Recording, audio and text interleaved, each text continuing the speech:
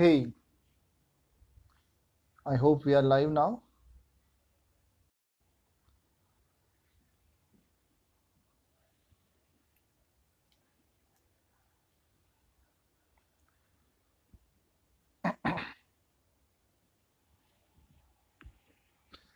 Hello and welcome everyone.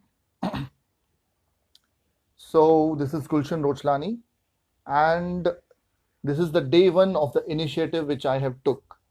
तो initiative क्या लिया है कि we will be I mean I will be calling people who put who adds value in everybody's life, right?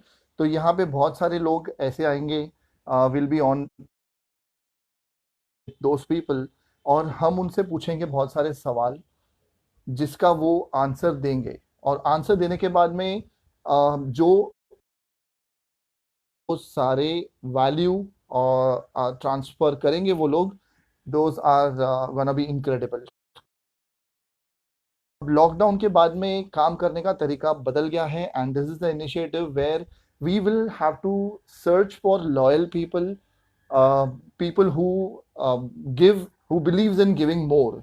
तो हम लोग का जो मेरा जो मिशन है, मेरा जो मोटो है वो ये है कि how to connect with those kind of people जो एक सिमिलर माइंडसेट रखते हैं और विन विन सिचुएशन में बिलीव करते हैं और पैसे लेने से ज़्यादा वैल्यू देने में ज़्यादा बिलीव करते हैं। तो आज जैसे कि काफ़ी लोगों ने मेरा पोस्ट देखा होगा कल का, उसमें फोटोग्राफ में मैंने मेंशन किया था कि this is the first live live session on my on Facebook, and our first guest is Naresh Sehgal, हमारे फर्स्ट गेस्ट होने वाले हैं।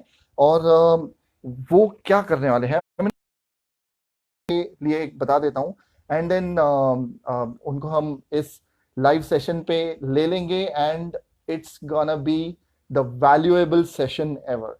तो Naresh Sehgal is one of my, I know Naresh Sehgal since quite a long time, almost 15 years, और he is an English expert।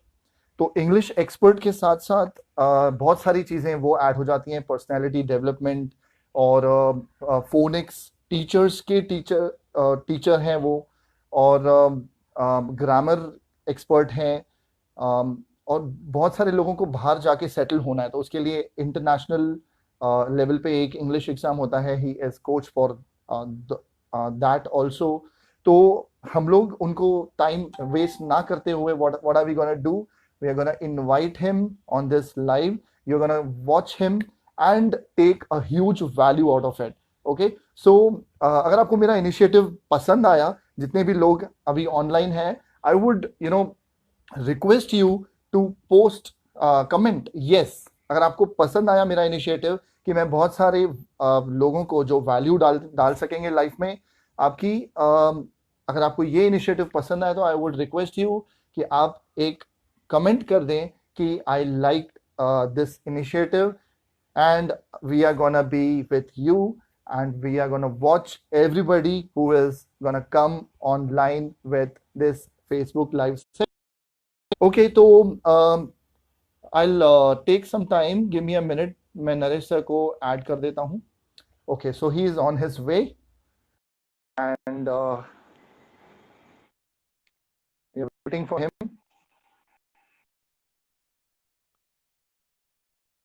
तो Naresh sir से हम लोग बहुत सारे सवाल पूछेंगे जिसके थ्रू वो आपको मुझे बहुत ज़्यादा वैल्यूएट करेंगे in terms of communication, English, grammar, phoenix, teachers को पढ़ाने की training, and major things which he is expert in. So I know him since quite long time. He has also helped me in because grammar में बहुत ज़्यादा खराब हूँ। Naresh sir, Naresh sir, Hi, good evening. okay, How are you? so sir, I'm fantastic. I'm incredible. I'm very happy that you are here, and I wish कि आप इस session में बहुत ज़्यादा वैल्यू डालने वाले हैं आज, and thank you very much for giving me time for this session. And let me tell you that you are the person to whom I am following Facebook Live. So thank you very much for that. Thanks a lot to you, Gulshan. Yeah.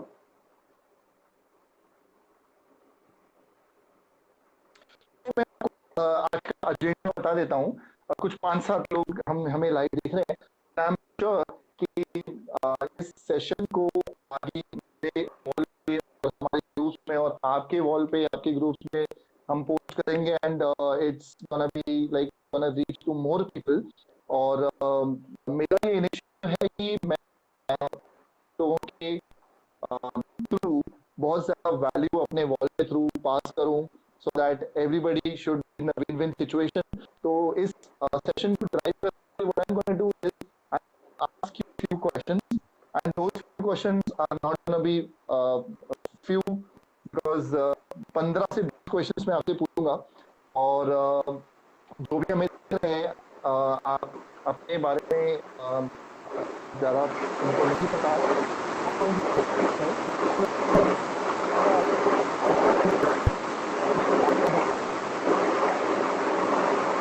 background is not clear. What is it not clear? Well, आवाज Gulshan, thank you very हाँ much. Thank you very okay much. I believe, I can see some comments and the background is not clear. Moreover, the voice is little unclear. So, but I understand your question. What you have mentioned is that you would like to know about me. तो मैं हिंदी और English दोनों use करूँगा. It's been like more than 9 years कि मैं English ज़्यादा use करता हूँ तो कभी कभी थोड़ा सा अनकंफर्टेबल हो जाता हूँ but I try to speak in Hindi as well as in English at the same time. So, see, I am a commerce graduate, as most of us in Ulhasnagar and Ambernath, Kalyan, Dombivli, and Badlapur are. Majority of us, we actually go for commerce. So, I am a commerce graduate, but late in my 20s, I realized that I am quite incline towards language तो जैसे मुझे पता चला कि मेरा झुकाव भाषा की तरफ ज़्यादा है तो मैंने इंग्लिश को अपना एक ज़रिया बनाया and I started teaching English initially it was only for call centre training but then later on I started language development और उसके साथ में अभी to actually put a great value to my experience, I just underwent a course from ACT, that is Asian College of Teachers, and this course is mainly called as TESOL, that is TEFL, Teaching English as a Foreign Language. तो ये course जब मैंने किया तो it was a 360 hour international diploma which had 5 different contents basically उसमें पूरी ये तैयारी की गई थी कि इंग्लिश हमको सिखाना कैसे है जो नॉलेज है वो इम्पार्ट कैसे करना है. So almost it has been 9 years that I am doing this job. Yes, I am a trainer for IELTS. Also, I do teachers training for phonics. I have advanced, or you can say, corporate business sessions, which I take for people those who are already working in industry. The main intention of advanced or corporate session is personality development, which includes a lot of things in that. Example, presentation skills, communication skills, soft skills, interpersonal skills. So there are a lot of things that we do. So the base is English language, and we have our okay institute in camp number 4. And recently, we have started online sessions. So we have online sessions for spoken English also, advanced and basic both, as well as we are also offering grammar online. So grammar is for all the students, which starts from 4th standard till 12th standard, and we are providing grammar sessions also online. Brief about me. ऐसे तो chance मिला है but I'll stop here. नहीं हमारे पास बहुत time है Let's go to the क्योंकि next question. हमारे पास एक्चुअली में बहुत टाइम है तो जितना भी एलाइट करना है I mean people are so this is the best time because काम तो है नहीं किसी के पास करने के लिए और रात के 10 बजे सब घर में खाना खा के बैठे होंगे तो let me ask one personal question एक मैं खुद Yeah. ने सेंटर में जॉब है almost 3 years typical like call centre था वो टेक्निकल लेकिन वहाँ के कम्युनिकेशन कोच भी मैं ट्रेनिंग लिया लखनऊ से, या फिर एक आर्ट एक कॉल सेंटर 2016 में आई वर्क देयर, एंड जितने भी कम्युनिकेशन कोचेस से मिला उनकी आवाज में बड़ी मधुर होती है। तो और सब लोग सिंगर होते हैं, लाइक दे लव सिंगिंग, और मैं ऐसा कोई भी कम्युनिकेशन कोच नहीं देखा मैंने जो गाना नहीं गाता हो। तो आप गाना गाते हैं क्या?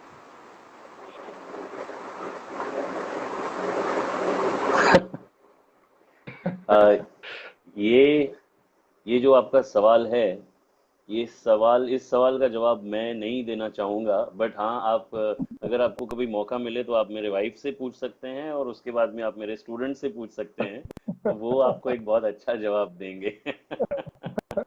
ओके, तो let me tell you about this session. इस सेशन में मैं आपसे काफी सारे सवाल ला हूँ, और पहला सवाल जिसका पार्शियल आंसर आपने दे दिया है कि ये TEFL और TESOL है।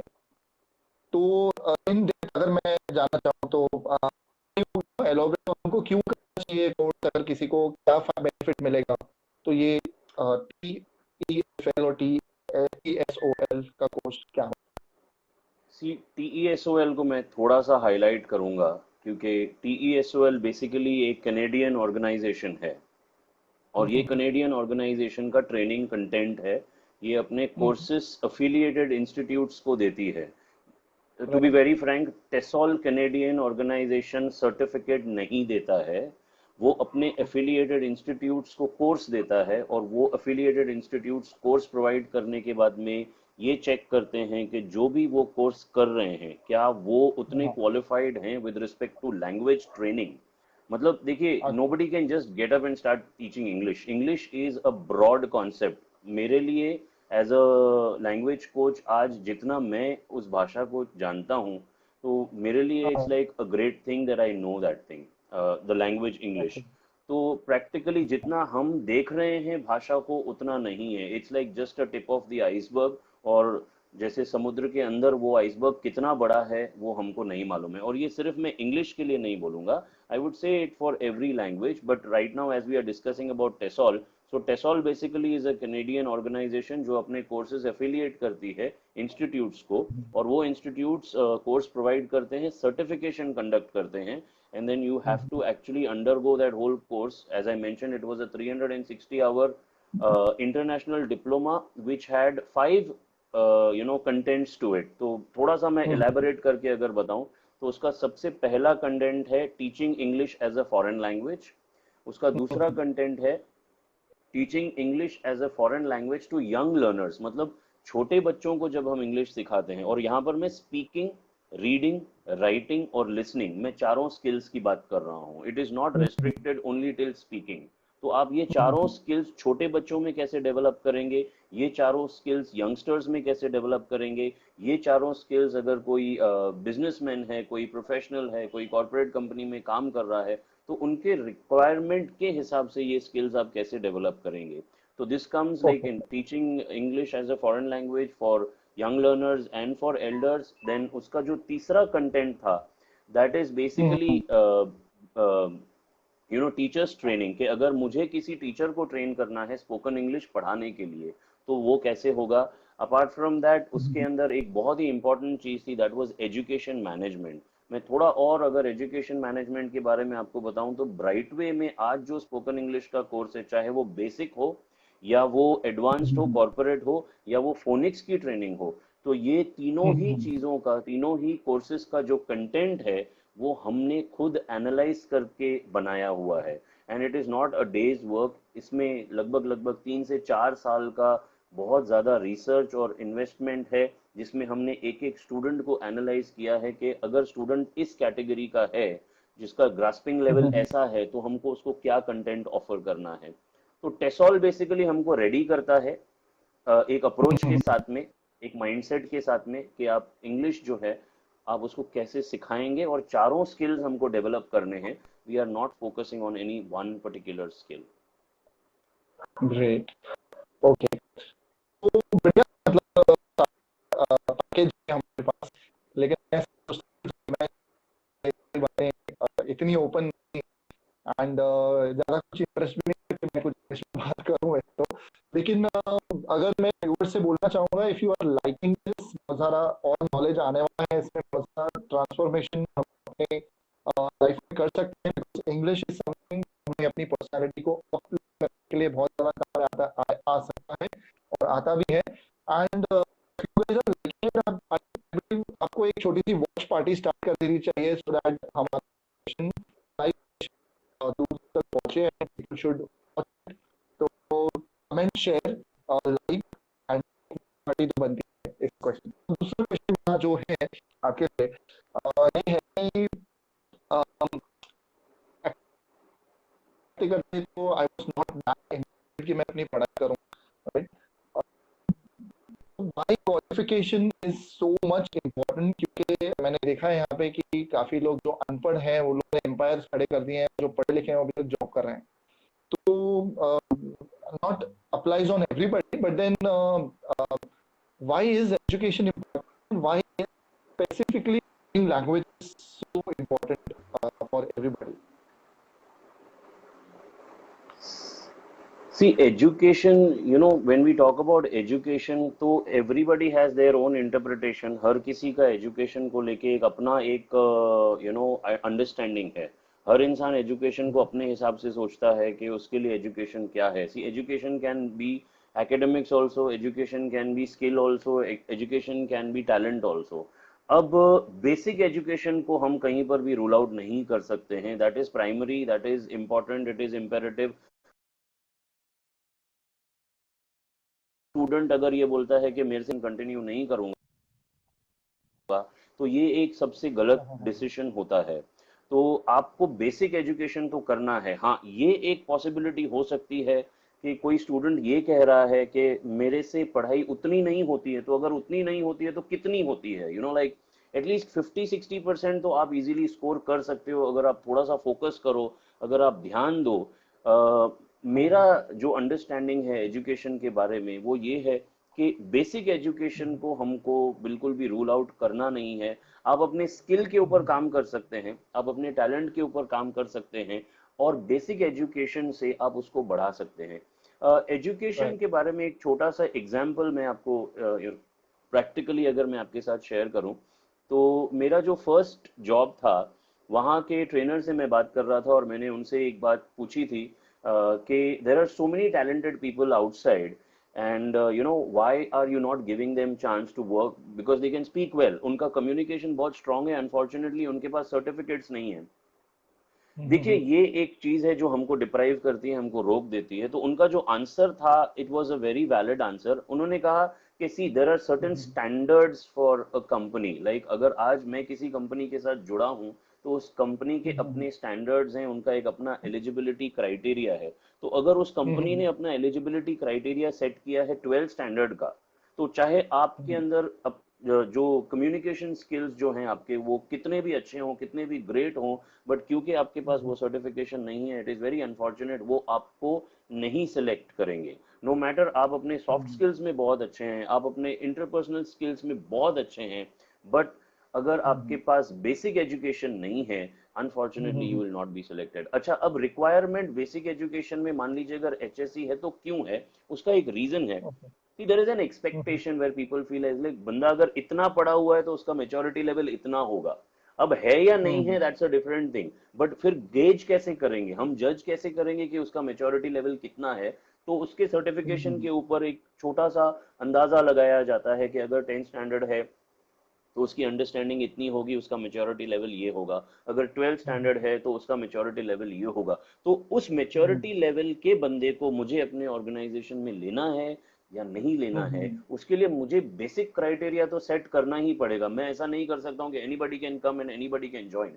तो मेरा जो कंपनी के तरफ से क्लाइंट इंटरेक्शन होगा वो किस तरीके से होगा? अगर उसको बेसिक नॉलेज नहीं है, उसके अंदर बेसिक एटिकेट्स नहीं है, बेसिक मैनर्स नहीं है, ऑब्वियसली जो पढ़ाई करने से आते हैं, स्कूल जाने से आते हैं, सी देखिए ये सब लोगों पर लागू नहीं होता है, बट फिर भी हमको एक क्राइटेरिया तो सेट करना पड़ेगा कि हम पिक कैसे करेंगे, चुनेंगे कैसे। सो एजुकेशन में hmm. I would say basic education is primary, it is imperative, आप उसको रूल आउट नहीं कर सकते हैं। मैंने पहले भी कहा, आप अपने स्किल पे काम कीजिए आइडेंटिफाई करके, आप अपने टैलेंट पे काम कीजिए, लेकिन एजुकेशन को हम बिल्कुल भी रूल आउट नहीं कर सकते हैं, that is important. Okay, right. तो I believe I should not regret कि मैंने ज्यादा ध्यान नहीं दिया, लेकिन ऑब्वियसली मेरा तीसरा क्वेश्चन हो उससे पहले आई वुड लाइक पीपल, अगर आपको कोई क्वेश्चंस हैं तो प्लीज आप कमेंट कर सकते हैं। अगर आपको पसंद आ रहा है तो आप बोल सकते हैं लाइक, लाइक कर सकते हैं। और अंगूठे में दर्द ना हो, नहीं होगा उसका वो करने से। तो I would request you guys, अगर आपको कोई क्वेश्चंस हैं तो प्लीज आस्क, क्योंकि Naresh sir will answer all the queries before leaving this session. And my third question with you is, हमारे पास स्कूल्स तो धन्य हैं आज के ज़माने में। एक बच्चे को जब स्कूल में एडमिट करना होता है, और तो पहले डोनेशन दो, फिर बाद में लाख रुपए तक फीस दो, उसके बाद में बाकी सारी एक्सपेंसेस को टेक केयर करो, उसके बाद में भी बच्चों को ट्यूशंस और एक्स्ट्रा क्लासेस पे, एक्स्ट्रा इंग्लिश क्लासेस पे, मतलब आप जो करते हैं you are specifically focusing on grammar, communication, English, and all those stuff. But then, why a student requires to go to extra classes if he is going to school? Okay, the child is going to school. तो school में ऐसा क्या नहीं है जो extra classes में और जाना क्यों पड़ता है? सी, ऐसा कुछ नहीं है कि स्कूल में कुछ नहीं है, स्कूल में सब कुछ है। ठीक है। हम्म। किसी एक अच्छे बंदे के साथ बातचीत हो रही थी, तो उन्होंने एक बहुत अच्छा कॉन्सेप्ट मेरे साथ शेयर किया था। मैं थोड़ा सा फोकस पर्सनैलिटी और स्पोकन इंग्लिश की तरफ लाना चाहूंगा। और ये एस्पेक्ट वही है, it's not about focusing on spoken English, it is just one content, और you can say one part. ठीक है। तो इस एक पार्ट के जरिए या इसके थ्रू मैं बाकी कंटेंट के ऊपर भी I would like to throw light on. Now see, जिससे मैं मिला तो उनके साथ हमारी बात ये हो रही थी कि स्कूल्स में बच्चे जाने के बावजूद इंग्लिश क्यों नहीं बोलते हैं। तो आप ऐसा ले सकते हैं कि स्कूल में जाने के बावजूद बच्चों को ट्यूशन की जरूरत क्यों पड़ती है, क्लासेस क्यों जाते हैं। उसके मल्टीपल रीजंस हैं, जिसमें से एक रीजन ये है कि it's a three way contribution. ये कंट्रीब्यूशन जो है ये तीन तरह से होगा। एक, बच्चे की तरफ से होना जरूरी है कि अगर टीचर पढ़ा रहा है तो बच्चे का कंसंट्रेशन होना जरूरी है। दूसरा, टीचर का जो एफर्ट है, टीचर का जो इनिशिएटिव है बच्चे की तरफ, लाइक फॉर एग्जांपल हर बच्चा अलग तरीके से पढ़ता है। अब देखो, टीचर के पास टाइम है या नहीं है, वो बिजी है, उसका जो रूटीन है वो टाइड अप है।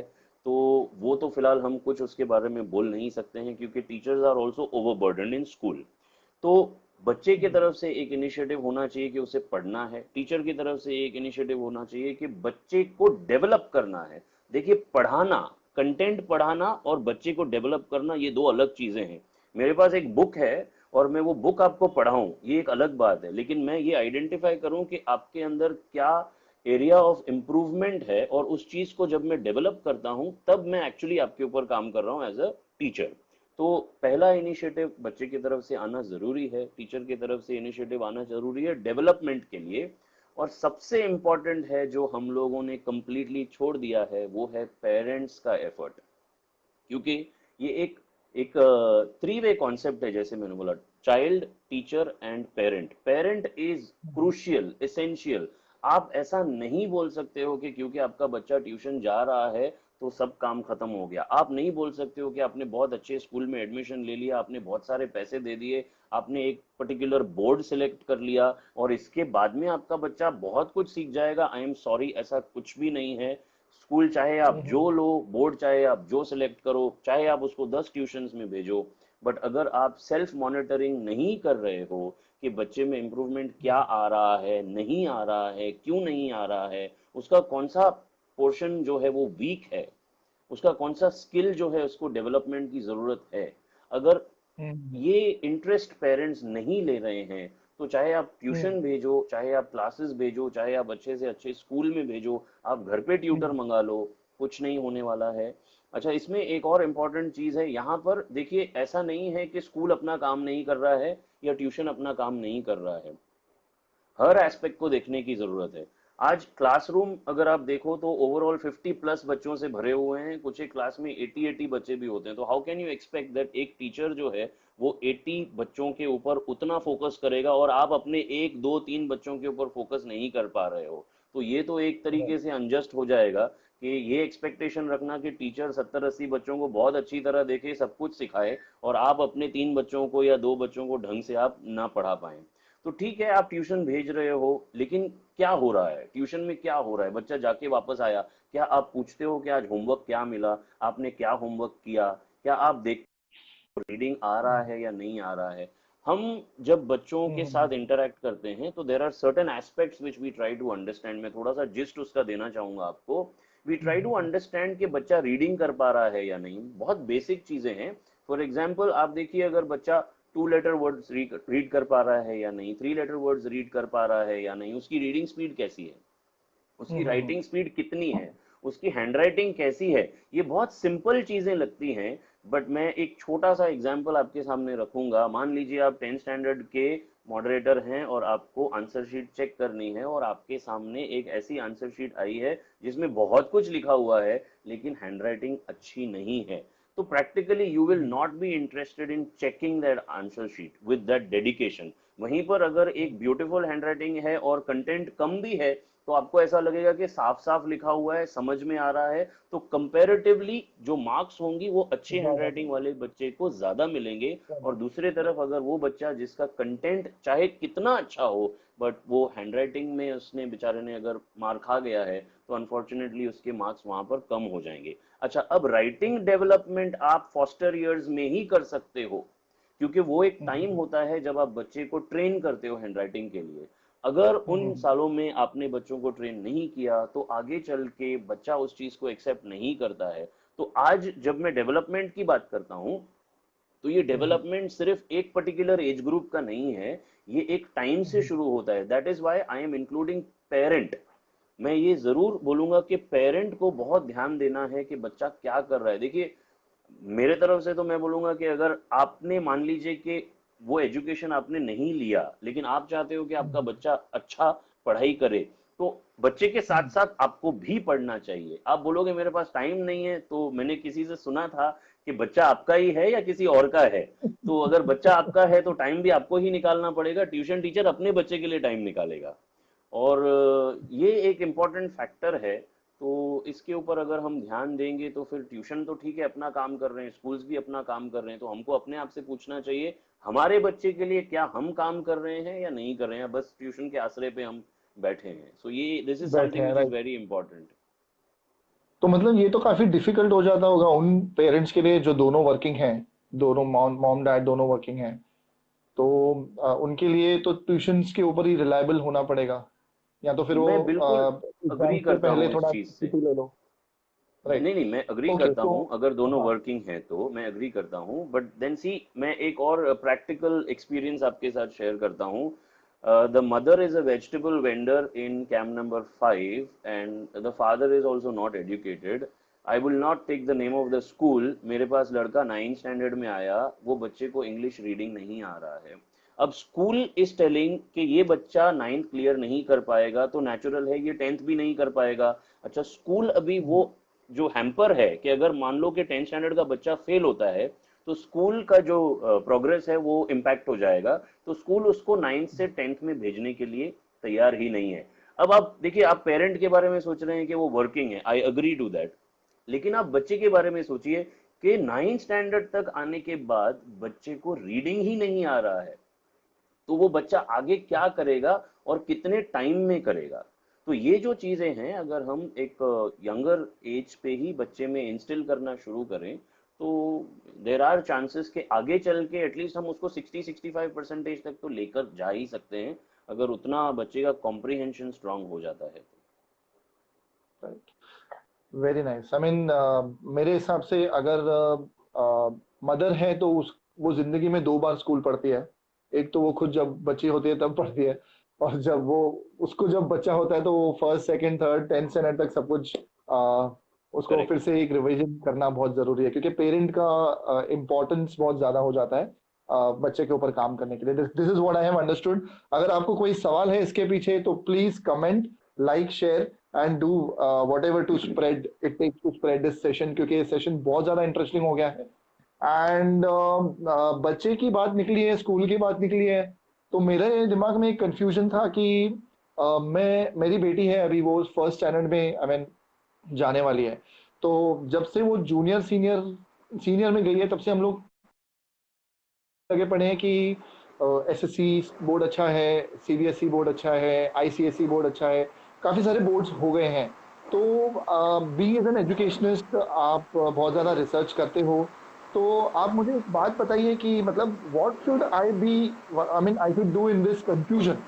बहुत सारे बोर्ड्स हैं, बहुत सारे स्कूल्स हैं, और कोई बच्चा स्टेट बोर्ड में पढ़ रहा है, तो कोई बच्चा सीबीएसई में पढ़ रहा है, तो उनका फ्यूचर क्या होगा और कौन सा बोर्ड हमको डिसाइड सिलेक्ट करना चाहिए? सी फ्रैंकली, मैं इस चीज़ के ऊपर 2 दिन पहले ही कुछ मेरे जो जानकार टीचर्स हैं जिनको इसके बारे में नॉलेज है, इनफैक्ट कुछ प्रिंसिपल्स हैं, उनसे इसी बात के ऊपर मेरी 2 दिन पहले डिस्कशन हुई है, चर्चा हुई है, और हम्म। काफ़ी अच्छा इन्फॉर्मेशन मुझे इसके बारे में मिला है। बट मैं हम्म। चाहूँगा कि जब एक बच्चे को आपको आपको सेलेक्ट करना है कि कौन सा बोर्ड आप बच्चे के लिए सेलेक्ट करते हो, तो मैं हम्म। उसके बारे में ज़्यादा नहीं बताऊंगा, बिकॉज मेरे लिए ये ज़रूरी है कि वो आप रिसर्च पर्सनली कीजिए, क्योंकि जब आप रिसर्च करेंगे बोर्ड्स के बारे में तो आपको पता चलेगा कि बोर्ड्स क्यों हैं। मेरे बताने से अच्छा। मेरे बताने से आपके लिए वो काम कम हो जाएगा, और मैं सही बोल रहा हूँ या गलत बोल रहा हूँ इसको हम कैसे गेज करेंगे। तो इट्स वेरी इंपॉर्टेंट कि आप पर्सनली चेक कीजिए कि अगर बोर्ड है तो क्यों है, उसका एग्जिस्टेंस क्यों है, और उससे क्या फर्क पड़ता है। लेकिन 2 बातें हैं जो मैं शेयर करना चाहूंगा विद रिस्पेक्ट टू बोर्ड्स। पहली चीज, आप चाहे जिस बोर्ड में जाएं, 10th स्टैंडर्ड के बाद सब एक ही बोर्ड हो जाएगा। तो आप किसी भी बोर्ड में जाइए, after 10th standard everybody has to stand in the same queue. तो वहां बोर्ड का कोई डिफरेंस नहीं है, एक बात। दूसरी बात जो है वो ये है कि आप मान लीजिए कि आपका बच्चा सीबीएसई बोर्ड में जाता है और आपके किसी फ्रेंड का बच्चा किसी और स्कूल में सीबीएसई बोर्ड में जाता है, तो बोर्ड तो दोनों का सेम ही हो गया। बट जब आप उनके हम्म। बुक्स चेक करेंगे और आप उनका कंटेंट चेक करेंगे, तो आपको ये पता चलेगा कि no matter both of them are in CBSE board, but उनके कंटेंट में फर्क है, और बहुत बड़ा फर्क है, ड्रास्टिक फर्क है। There is no hmm. Uniformity of content. I don't want to blame anybody. मैं हर बोर्ड की रिस्पेक्ट करता हूं, क्योंकि हर बोर्ड अपना कंटेंट अच्छी तरह से प्रिपेयर करता है और पढ़ाने की कोशिश करता है, और उनका एक इंटेंशन होता है कि बच्चा कुछ सीखे। लेकिन हम्म। जब बुक्स में इतना डिफरेंस है, कंटेंट में इतना डिफरेंस है, तो हम क्या पढ़ा रहे हैं at the end of the day. मैं क्या सीख के निकलूंगा और वो बच्चा क्या सीख के निकलेगा, और हम उस चीज को कैसे ऑथेंटिकेट करेंगे कि कौन बेटर है। तो बोर्ड हम्म। से ठीक है, आप अपने लिए एनालाइज कर सकते हैं, रिसर्च कर सकते हैं कि मुझे कौन सा बोर्ड पिक करना चाहिए, बट प्रैक्टिकल टर्म्स में बोर्ड के कंटेंट में बहुत डिफरेंस है। प्लस बोर्ड से ज्यादा फर्क पड़ता नहीं है अगर आप पर्सनली बच्चे के ऊपर काम करते हैं। तो अगर आप खुद इंटरेस्ट लेते हैं तो बच्चे में काफी फर्क आता है, उसकी पर्सनैलिटी जो है वो एक बचपने से ही अच्छी बनना शुरू हो जाती है। मैं फिर से रिपीट करूंगा, I am not saying that the boards are not good. Boards are there for specific reasons. There are certain reasons जिसके लिए बोर्ड्स बनाए गए हैं, बट वो मैं चाहूंगा कि पेरेंट्स खुद रिसर्च करें। इनफैक्ट अगर उनको ज्यादा इंफॉर्मेशन चाहिए, क्योंकि ये एक बहुत बड़ा वास्ट टॉपिक है, so we are already sharing my contact details also, so they can directly contact me, and I would certainly like to help them with that thing, like which board to pick. Right, तो fantastic. थोड़ा बहुत clarity मेरे भी mind में आ गया है कि board doesn't matters unless I work on our, I mean my child. तो True. ये तो हो गई बच्चे, जिनके पास बच्चे हैं उनके लिए सारे क्वेश्चंस बहुत सारे हमने कवर कर लिए। लेकिन एक सवाल मेरे माइंड में था कि ये सवाल आई होप कि बहुत लोगों के माइंड में होगा। Before that I would request everybody who is watching, please share this video, because ये live stream is gonna be incredible. आप अपने इस वीडियो को शेयर करके बहुत लोगों तक बहुत सारी वैल्यू पहुंचा सकते हैं। And my question again, the next question is why we should know English. मतलब मैं बहुत ज़्यादा अच्छा तो हूँ नहीं कम्युनिकेशन में, लेकिन समझ लेता हूँ, बात कर लेता हूँ, सब कुछ कर लेता हूँ। एंड बट मैं कंफर्टेबल हूँ अपनी लैंग्वेज में, राइट? तो अपनी लैंग्वेज में मैं कंफर्टेबल हूँ, तो मुझे इंग्लिश क्यों सीखनी चाहिए, और उसकी जरूरत क्या है मेरी लाइफ में? सी, जब हम अपनी लैंग्वेज की बात करते हैं तो सबसे पहली चीज कि I hold lot of pride for Hindi, because वो हमारे देश की भाषा है। अच्छा, हिंदी के बाद अगर आप आएंगे तो there right. Are multiple constitutionally accepted languages, तो उनके लिए भी I have lot of respect. So पहली पहली चीज ये है कि मेरे लिए कोई भी लैंग्वेज कम या ज्यादा नहीं है, क्योंकि language is the main medium of transferring information from one person to another, तो उसको हम कहीं भी डिग्रेड नहीं कर सकते। बट जब सवाल आता है कि वाई इंग्लिश, सो सी देखो, हर एक लैंग्वेज का अपना एक जोग्राफिकल रेस्ट्रिक्शन है। लाइक फॉर एग्जांपल मराठी अगर है तो आप महाराष्ट्र के बाहर जाओगे तो कम लोग मराठी बोलते हैं। उसी तरह गुजराती अगर है तो गुजरात से बाहर जाएंगे तो कम लोग गुजराती बोलते हैं। तो जो एक्सेप्टेबिलिटी है एक लैंग्वेज की, वो रेस्ट्रिक्टेड है उसके जोग्राफिकल बाउंड्रीज तक। उसी तरह इंग्लिश जो है that is throughout acceptable. अच्छा, moreover it has become a world language now. For example अगर आप मान लीजिए कि अब्रॉड ट्रैवल करते हैं, तो वो एक अलग कंट्री है, उसकी अपनी भाषा है और आपकी अपनी भाषा है, तो आप दोनों को कम्युनिकेट करने के लिए अगर कोई मीडियम है तो आज इंग्लिश एक मीडियम है। अच्छा, तो ये बात उन लोगों के लिए हो गई जो अब्रॉड ट्रैवल कर रहे हैं। अब बात करते हैं हमारे देश के अंदर। देखिए, हमारी टेक्स्ट बुक्स वो इंग्लिश में है।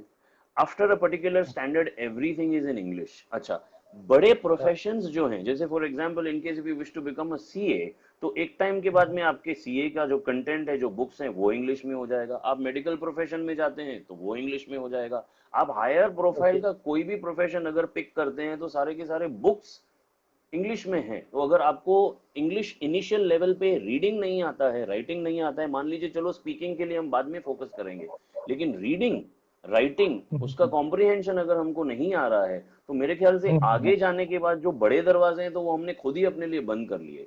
तो क्यों इम्पोर्टेंट है ये तो हमको ही समझना है कि क्यों इम्पोर्टेंट है, लेकिन अपॉर्चुनिटी जो है, टू बी वेरी फ्रैंक, वो इंग्लिश में ज्यादा है as compare to any other language at this point of time. So that's one of the reasons. अच्छा, एक सिंपल और एग्जांपल अगर ले लें, the easy industry at this point of time to enter is any kind of customer service industry. बहुत ही simple है। आप लिमिटेड क्वालिफिकेशन के ऊपर, थोड़ी सी नॉलेज के ऊपर, आप किसी भी कस्टमर सर्विस टेलीकॉलर अच्छी कंपनी में, मल्टीनेशनल कंपनी में, जो इंटरनेशनल सर्विस प्रोवाइड करती है, उसमें एंटर कर सकते हो। यहाँ पर बेसिक सैलरी जो शुरू होती है that is somewhere around, minimum, मैं बहुत कम बोल रहा हूँ, 15,000 से लेके समवेयर अराउंड 25,000 का एक रेंज होता है, depending upon your qualification and how much you are able to impress during your interview sessions. तो आपका पैकेज वहां डिसाइड होता है। अब यहाँ आपके लिए सबसे वाइटल अगर कुछ है तो that is not your qualification. Qualification के लिए अगर कोई चीज काम आएगी तो वो आपका कमांड, आपका पोटेंशियल इंग्लिश लैंग्वेज के ऊपर है, क्योंकि इंटरनेशनल जब आप सर्व कर रहे हैं तो वहां पर आपको इंग्लिश यूज करना इम्पेरेटिव हो जाता है, और पे स्केल बढ़ जाता है, अपॉर्चुनिटी ज्यादा होती हैं, पैसे ज्यादा आएंगे। तो मैं ये नहीं बोलूंगा कि पैसे ज्यादा आएंगे तो अच्छी बाइक खरीदेंगे, मैं ये बोलूंगा पैसे ज्यादा आएंगे तो और पढ़ाई करेंगे, और पढ़ाई करके अपने आप को इम्प्रूव करेंगे, अपनी जो एजुकेशन की जो वैल्यू है उसको इंक्रीज करेंगे, ताकि हम और आगे बढ़ सकें। तो मेरे ख्याल से it's like a small seed. अगर आप वो छोटा सा बीज लगाते हैं लैंग्वेज का, तो आगे चल के आपको छांव भी मिलेगी और फल भी मिलेंगे। Great, great, great. तो दिस वाज द बेस्ट, मेरा तो मतलब नॉलेज बहुत ज्यादा बढ़ रहा है।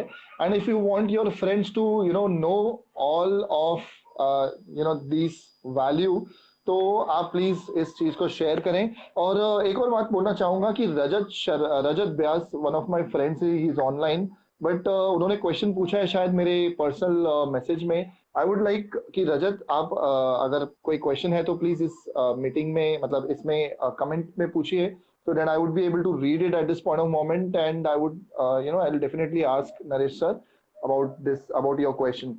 तो बढ़ते हैं हम लोग थोड़ा सा आगे, लेकिन आगे बढ़ने से पहले मैं एक बात आपसे एक छोटी सी पूछना चाहूंगा कि इतना सारा ट्रांसफॉर्मेशन, मतलब आप जो कर रहे हैं, जो आप अपनी इंग्लिश कम्युनिकेशन की जो काम कर रहे हैं, तो उस बीच में आप एक मल्टीटास्किंग करते हैं, that is what I know, कि आपका और एक काम है। तो how do you manage to works together?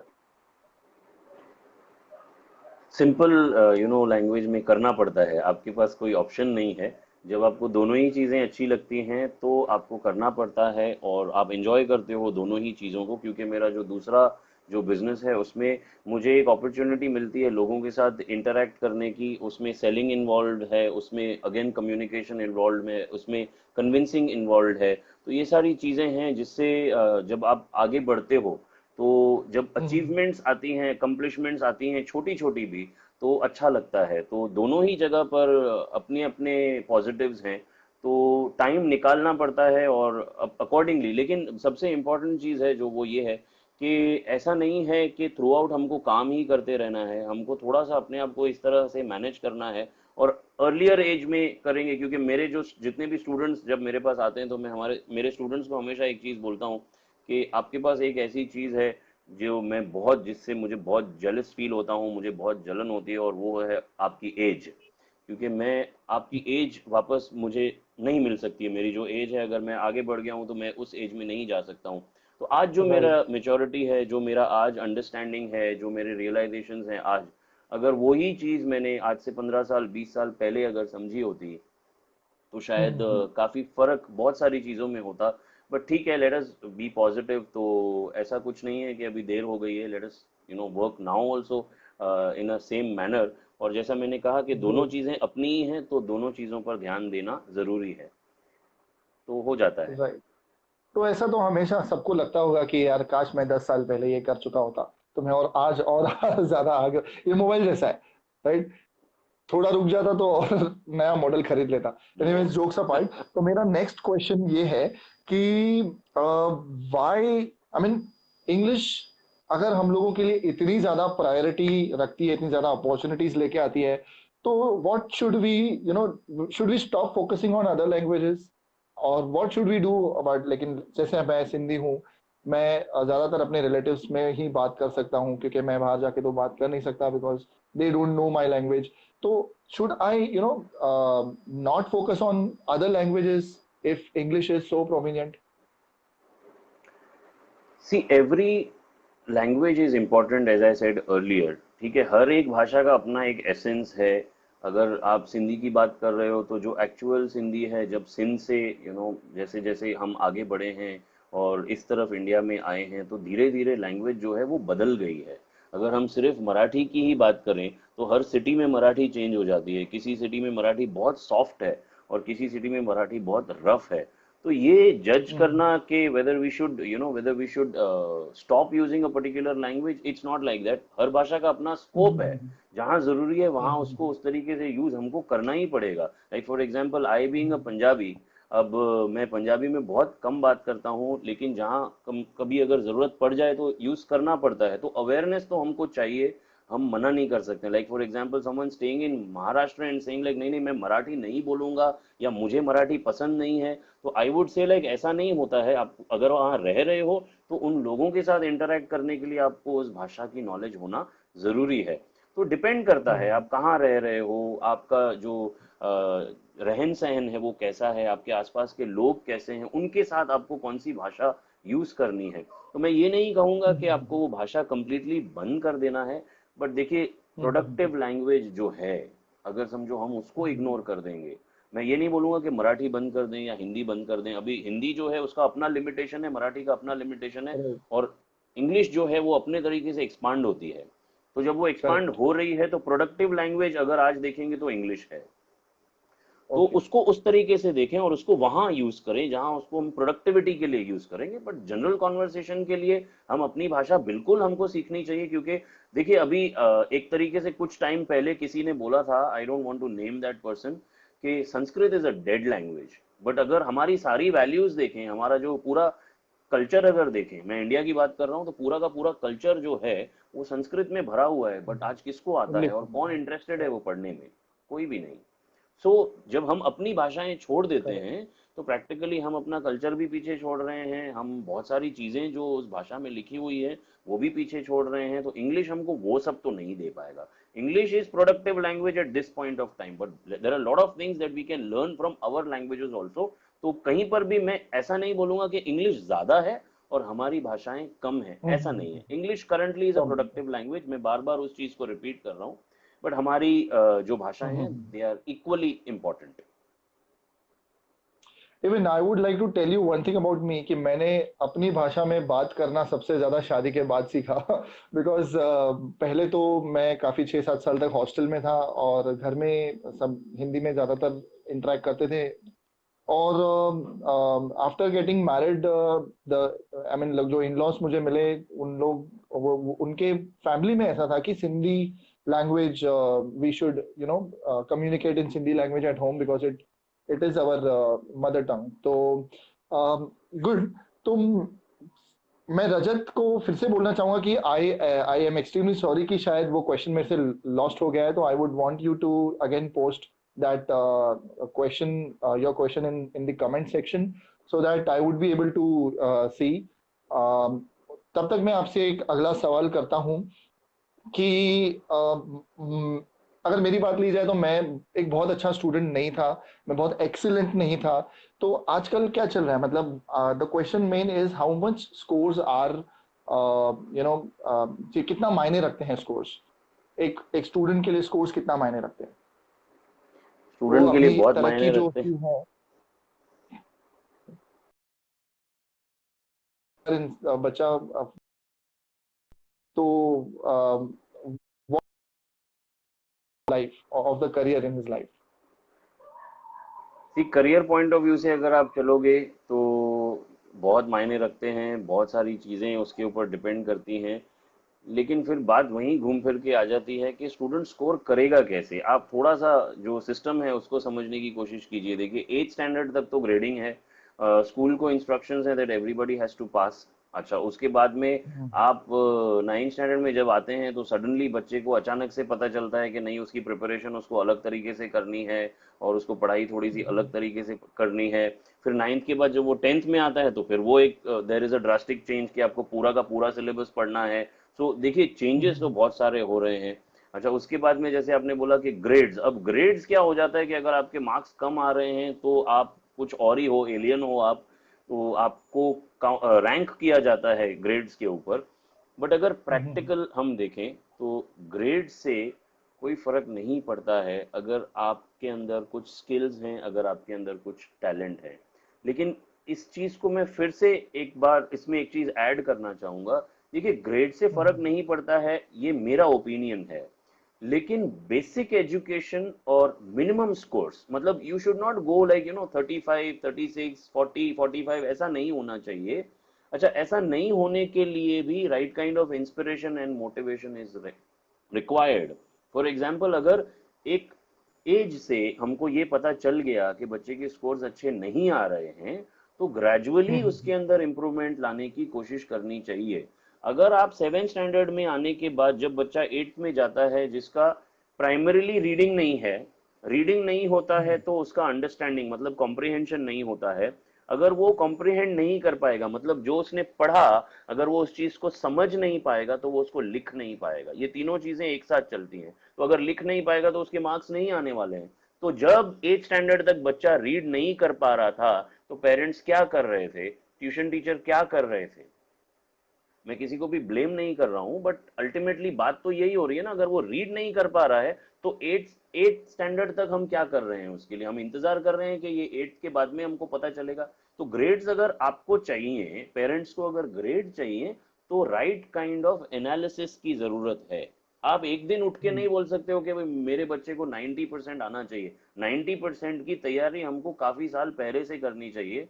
2 दिन पहले मेरा मॉर्निंग बैच जो होता है around 7 o'clock in the morning for advanced spoken English, it's a corporate batch. उसमें हम लोग गोल सेटिंग डिस्कस कर रहे थे कि गोल सेटिंग क्या होता है और कैसे होता है। तो उसमें एक छोटा सा वीडियो मैंने शेयर किया था। मैं वो वीडियो आपके साथ थोड़ा सा डिस्कस करूंगा। वो वीडियो है एक ओलंपिक रेस का, और वो वीडियो का ड्यूरेशन है सिर्फ 42 सेकेंड्स। 42 सेकेंड में रेस शुरू होती है, खत्म होती है, विनर जो है वो जीत जाता है। जीतने के बाद हम बहुत खुश होते हैं कि 42 सेकेंड्स में वो जीत गया, लेकिन वो 42 सेकेंड्स के पीछे कितने सालों की प्रिपरेशन है वो कोई नहीं देखता है। कोच की कितनी मेहनत है, पेरेंट्स का कितना सैक्रिफाइस है, वो इंडिविजुअल जो स्पोर्ट्समैन है उसका कितना सैक्रिफाइस है, वो कोई नहीं देखता है। तो आप 42 सेकेंड्स देख के तो खुश हो रहे हो, लेकिन वो अचीवमेंट के लिए कितना हार्डवर्क है, कितना डेडिकेशन है, कितना डिटर्मिनेशन है। अगर यही चीज हमारे बच्चे में हम डालने की कोशिश करें, उसको महसूस कराएं कि डेडिकेशन क्या होता है, डिटर्मिनेशन क्या होता है, स्कोर्स इंप्रूव कैसे होते हैं, पहले ये समझने की कोशिश करें कि उसके स्कोर्स अच्छे क्यों नहीं आ रहे हैं। एक और एग्जांपल आपके साथ शेयर करूंगा। पीटीए मीटिंग्स बहुत कॉमन है, हर मंथ में एक बार या मेरे ख्याल से वीक में एक बार पीटीए मीटिंग्स होती हैं। तो पीटीए मीटिंग्स में हम क्या करते हैं, जाके हम जाते हैं टीचर से बातें करते हैं, टीचर हमको हमारे बच्चे के बारे में दो बुरी बातें बोलता है, पेरेंट टीचर को बच्चे के बारे में दो बुरी बातें बोलता है, और इनफैक्ट ये बोलता है कि हाँ हाँ ठीक है ना, आप थोड़ा सा इसको डांटिए, आप थोड़ा सा इसको मारिए। टीचर बोलता है हमको मारना अलाउड नहीं है। यहाँ पर मार्क्स कहाँ डिस्कस हुए, यहाँ पर एरिया ऑफ इंप्रूवमेंट कहाँ डिस्कस हुआ। पेरेंट टीचर से ये क्यों नहीं पूछता है कि आप मुझे ये बताइए कि मैं बच्चे को क्या सिखाऊं। पेरेंट को टीचर से ये पूछना चाहिए कि आप मुझे ये बताइए कि मैं उसके साथ ऐसा क्या करूं जिससे उसकी स्किल्स इंप्रूव हो। और अल्टीमेटली स्किल्स क्या चाहिए मुझे आप बताइए। मान लीजिए कि एक बच्चा है जिसको थर्ड स्टैंडर्ड में इंग्लिश रीडिंग आता है, बच्चे को इंग्लिश रीडिंग थर्ड स्टैंडर्ड में आता है, तो आप देखिए कि वो क्या क्या कर सकता है। वो इंग्लिश रीड कर सकता है, उसमें से खुद के आंसर्स ढूंढ के निकाल सकता है। हिस्ट्री के बुक्स इंग्लिश में होते हैं, सिविक्स के बुक्स इंग्लिश में होते हैं, सोशल स्टडीज जो है आपका वो इंग्लिश में होता है, साइंस इंग्लिश में होता है, मैथ्स इंग्लिश में होता है, सब कुछ इंग्लिश में होता है। अगर बच्चा रीडिंग कर सकता है तो उसको थोड़ा सा उसके ट्यूशन टीचर की तरफ से अगर गाइडेंस मिल जाए और पेरेंट्स की तरफ से अगर उसको थोड़ा सा प्रॉपर एरिया ऑफ इंप्रूवमेंट दिखाया जाए और बैठ के मेहनत की जाए, तो मुझे नहीं लगता है कि स्कोर्स खराब आएंगे। स्कोर्स अच्छे आएंगे, एटलीस्ट 60% तक पहुंचना कोई बड़ी बात नहीं है। बट यहाँ पर शेयर इग्नोरेंस है, क्योंकि मैंने ट्यूशन भेज दिया तो सब हो गया।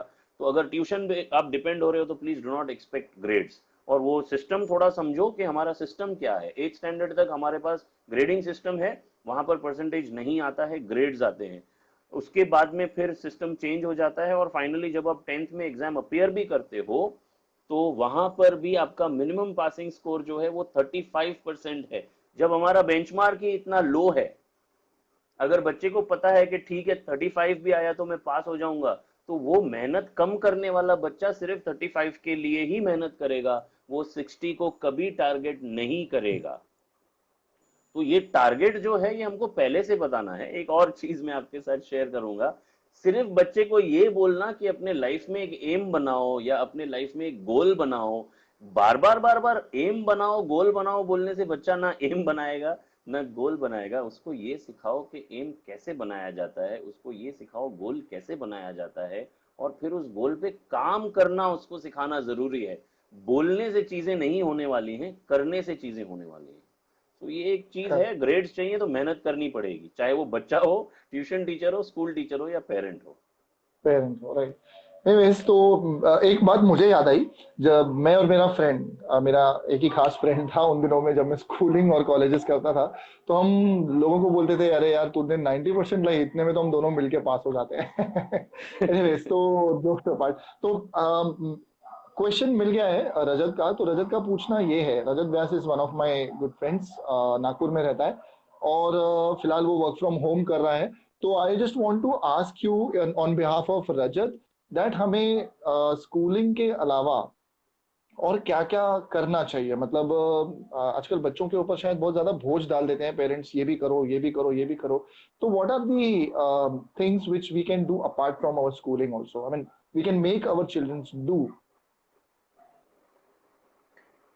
सी आप कहाँ ढूंढते हैं और कहाँ बच्चे को भेजते हैं ये करने के, पर्सनली आप बच्चे के साथ कितना टाइम देते हैं ये स्किल्स डेवलप करने के लिए। बट मेरा मानना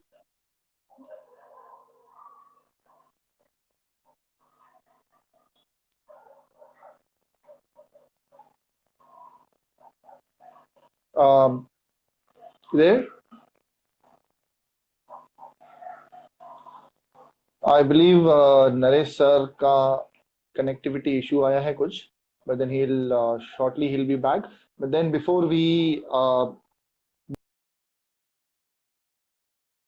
you to share this video, comment on this video if रजत आपका क्वेश्चन फिर से आएगा। आई बिलीव सर का नेटवर्क का कुछ इशू हो गया है। तो आई share this video with your friends, with your relatives, the people who care, and I will want कि आप जितना ज़्यादा हो सके इसको शेयर कीजिए. तब तक I'll let me get him back.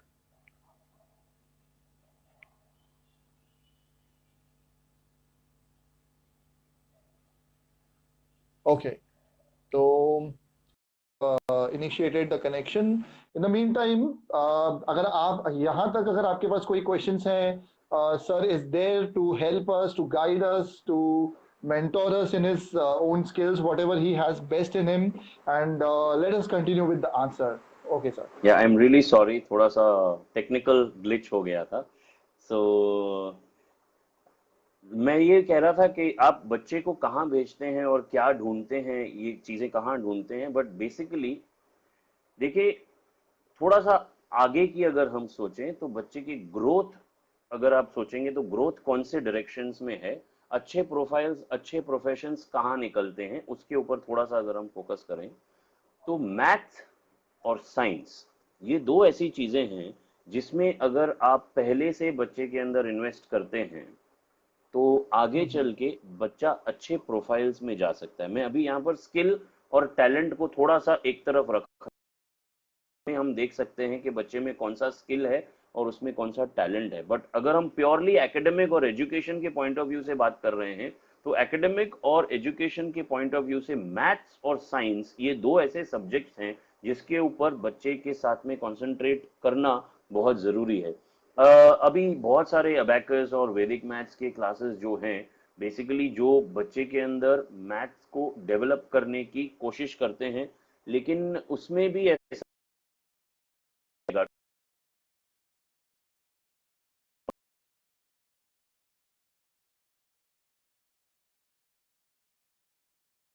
Normal हो जाता है.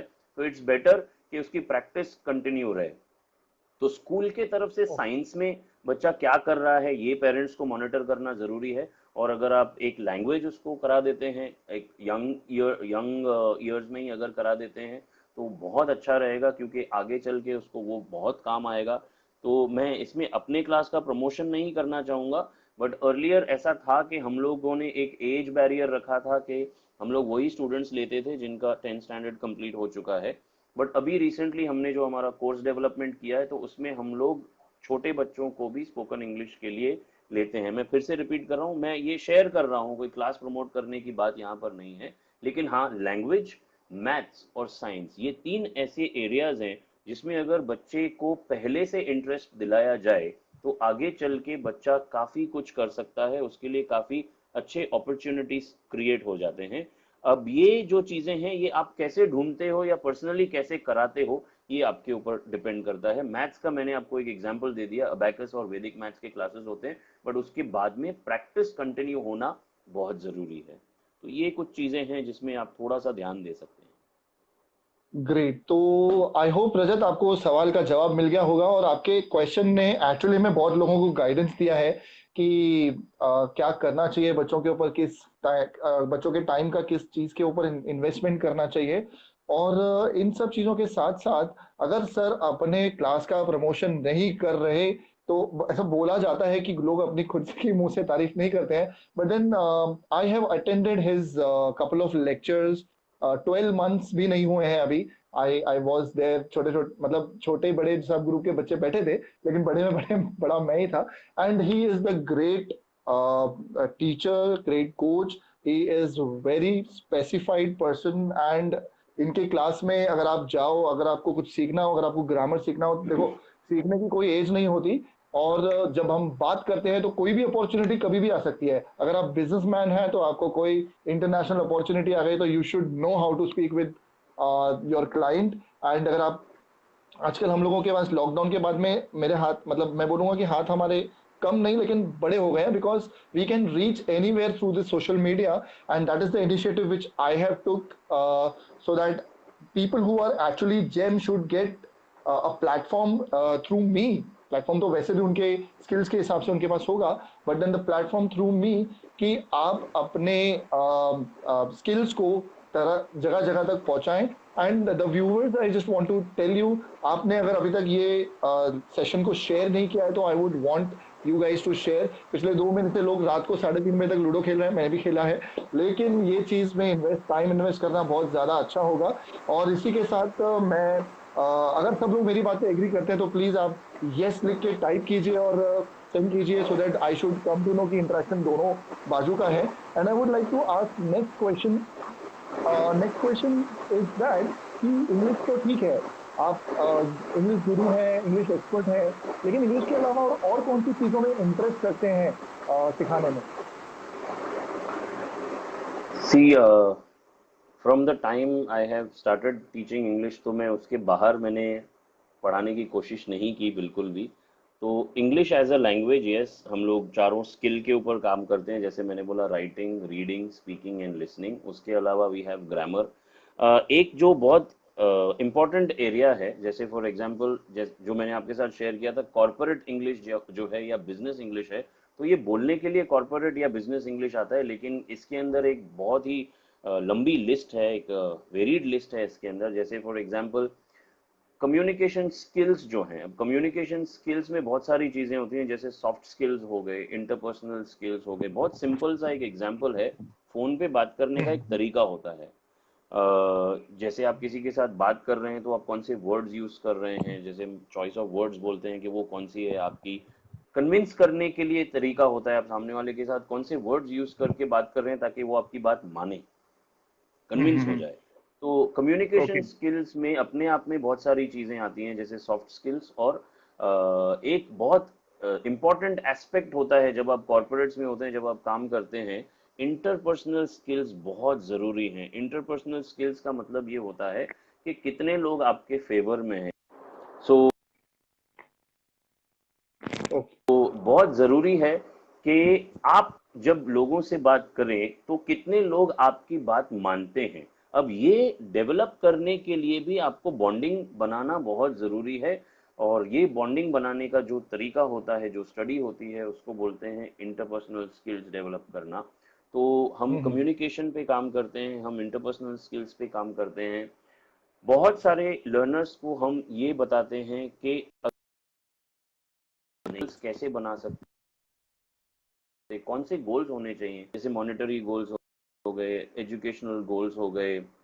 उसके बाद में आप कुछ खरीदना चाहते हो, तो अगर ऐसे गोल्स हैं तो उसके ऊपर आप कैसे काम करोगे, गोल सेट कैसे करोगे।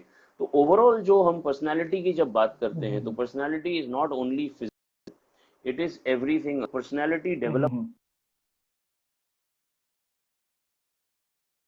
मल्टीपल चीजें अपार्ट फ्रॉम लैंग्वेज। लैंग्वेज ये कुछ पर्सनालिटी ट्रेट्स हम्म, लर्नर्स में डेवलप करने की कोशिश करते हैं। ग्रेट। ओके, तो मतलब आप पर्सनालिटी डेवलपमेंट के भी गाइडेंस देते हैं। तो पर्सनालिटी डेवलपमेंट में इंसान को भी अगर कुछ करना है अपनी पर्सनालिटी को लेके इम्प्रूवमेंट करना है, तो वो भी आपके पास आ सकता है। एंड उनको सब सीखने की वैसे भी कोई उम्र नहीं होती, but I would specially recommend कि हर एक इंसान को पर्सनालिटी डेवलपमेंट का गाइडेंस लेना बहुत जरूरी है। एंड इसी के साथ हम लोग अपने नेक्स्ट क्वेश्चन पे जाते हैं। My next question is, I'm sorry, extremely sorry for that। Next question आने से पहले मेरा खुद का एक पर्सनल सवाल है, जिसमें मेरे सवाल है, लेकिन एक सवाल जो मेरे दिमाग में अभी आया। इंग्लिश बोलना सीखा, पर मैं एकदम फुल स्पीड में इंग्लिश बोल नहीं सकता, लेकिन एक छोटी सी अगर आप मुझे tip दे दो कि अगर मुझे इंग्लिश में किसी के साथ कुछ कम्युनिकेट करना है और मुझे लगता है कि मैं बहुत स्लो बोल रहा हूँ, या मैं को आ नहीं रहा, मैं ग्रामेटिकल बहुत मिस्टेक कर रहा हूँ, और बहुत ज़्यादा स्पीड अगर मैं बात करता हूँ तो लोग हंसना चालू कर देते हैं, क्योंकि ग्रामर ग्रामर वैसे भी इसको नहीं भी समझता, वो हंसना चालू कर देता है। तो उस चीज़ में मैं क्या कर सकता हूँ? अगर मैं किसी पब्लिक के सामने बात कर रहा हूँ, 10 लोगों के सामने अगर मैं बात कर रहा हूँ, और मुझे से इंग्लिश नहीं आती 100% इंग्लिश, 100% तो वैसे भी मतलब बहुत डिफिकल्ट है। अगर मुझे सिर्फ 20% इंग्लिश आती है, 30% इंग्लिश आती है, और मैं लर्निंग फेज में हूँ, मैं अपने आप को इम्प्रूव करना चाहता हूँ, तो अगर मैं 10 लोगों के सामने बात कर रहा हूँ, तो how should I hide my mistake and feel confident in front of people?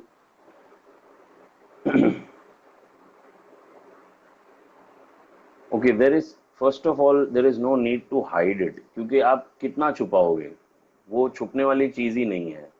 अच्छा, राइट। दूसरी चीज ये है कि पहले ही पहले ही इंटरेक्शन में अगर आप इस चीज को एक्सेप्ट कर लेते हो that you are a learner, तो आपको कोई जज नहीं करता है। अगर पहले ही आप एक्सेप्ट कर लो कि यू आर अ लर्नर, तो आप इस चीज को जब सामने रख देते हो that I am trying to learn this, so there are chances that I may go wrong somewhere, so just bear with me for that. आप उतनी अगर एक्सेप्टेशन कर लेते हो पहले ही, तो मुझे नहीं लगता है कि कोई भी आपको जज करेगा। और मेरा जो एक्सपीरियंस है इतने सालों का, उसमें मैं आपको दो प्रैक्टिकल चीजें बताना चाहूंगा कि एक जेन्युइन इंग्लिश स्पीकर आपके ऊपर कभी भी नहीं हंसेगा। एक प्रॉपर इंग्लिश स्पीकर अगर कोई होगा, वो आपके एफर्ट को अप्रिशिएट करेगा, वो आपके इनिशिएटिव को रिस्पेक्ट करेगा, और अगर वो ये नोटिस भी करेगा कि आप नहीं कर रहे हो, तो वो आपको मोटिवेट करेगा बात करने के लिए। और इंग्लिश, क्योंकि ये हमारी भाषा नहीं है और ब्राइट चांसेस होते हैं कि हम इसमें मिस्टेक कर सकते हैं, तो सबसे पहली चीज ये है कि क्या हम हिंदी में गलती नहीं करते? हम रेगुलरली हिंदी में गलतियां कर रहे हैं, हम रेगुलरली मराठी में, सिंधी में गलतियां कर रहे हैं, तो हमको पता नहीं है कि हम ये मिस्टेक्स कर रहे हैं। तो जैसे हमको पता नहीं है कि हम वो इस मिस्टेक्स कर रहे हैं और गलती करते जा रहे हैं, तो इंग्लिश में हम ऐसा क्यों सोचते हैं कि हम गलती करेंगे तो लोग हमारे ऊपर हंसेंगे? और अगर हंसेंगे भी तो उसमें क्या खराब है? अगर आप किसी को हंसा रहे हो तो ये कोई गलत बात तो नहीं है। तो मैं फिर उसी चीज को रिपीट करूंगा, पहली चीज है एक्सेप्ट कर लेना कि आई एम अ लर्नर।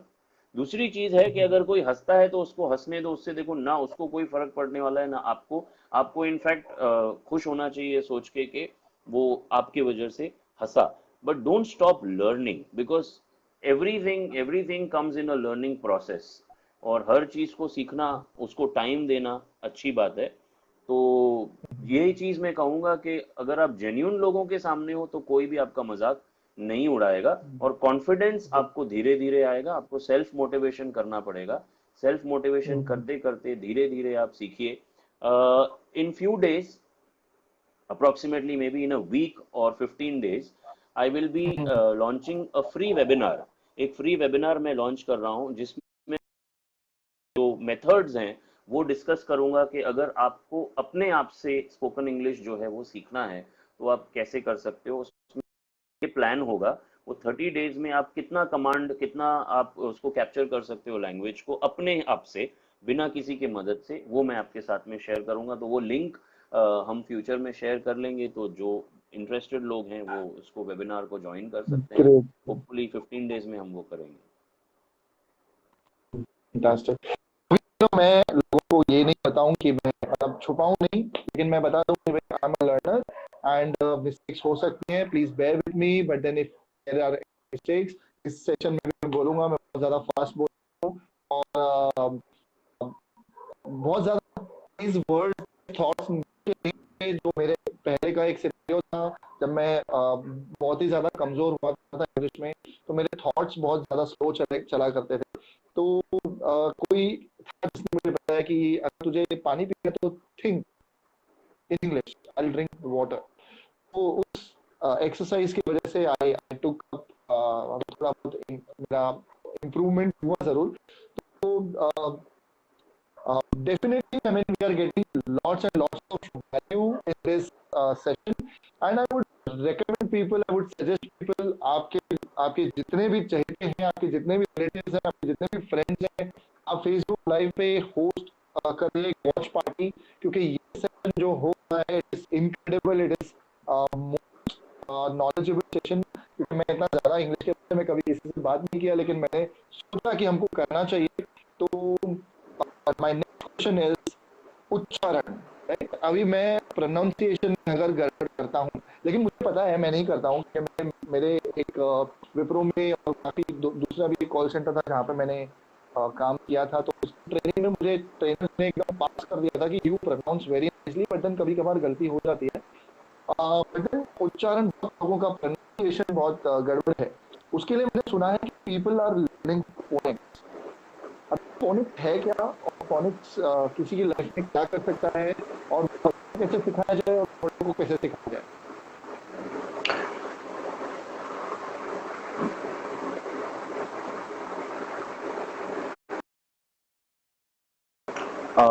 आपकी आवाज क्रैक हो रही थी, लेकिन मैं क्वेश्चन जो है आपका वो समझ गया कि फोनिक्स के बारे में हम डिस्कस कर रहे हैं, तो और प्रोनाउंसिएशन के बारे में हम डिस्कस कर रहे हैं।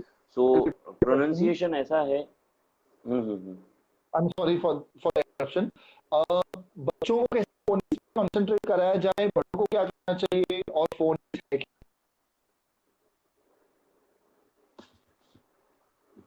आया, मेरा आवाज आया प्रॉपर? थोड़ा सा क्रैक हो रहा है, बट ओके। मैं इसको इसको आंसर कर दूंगा मैं।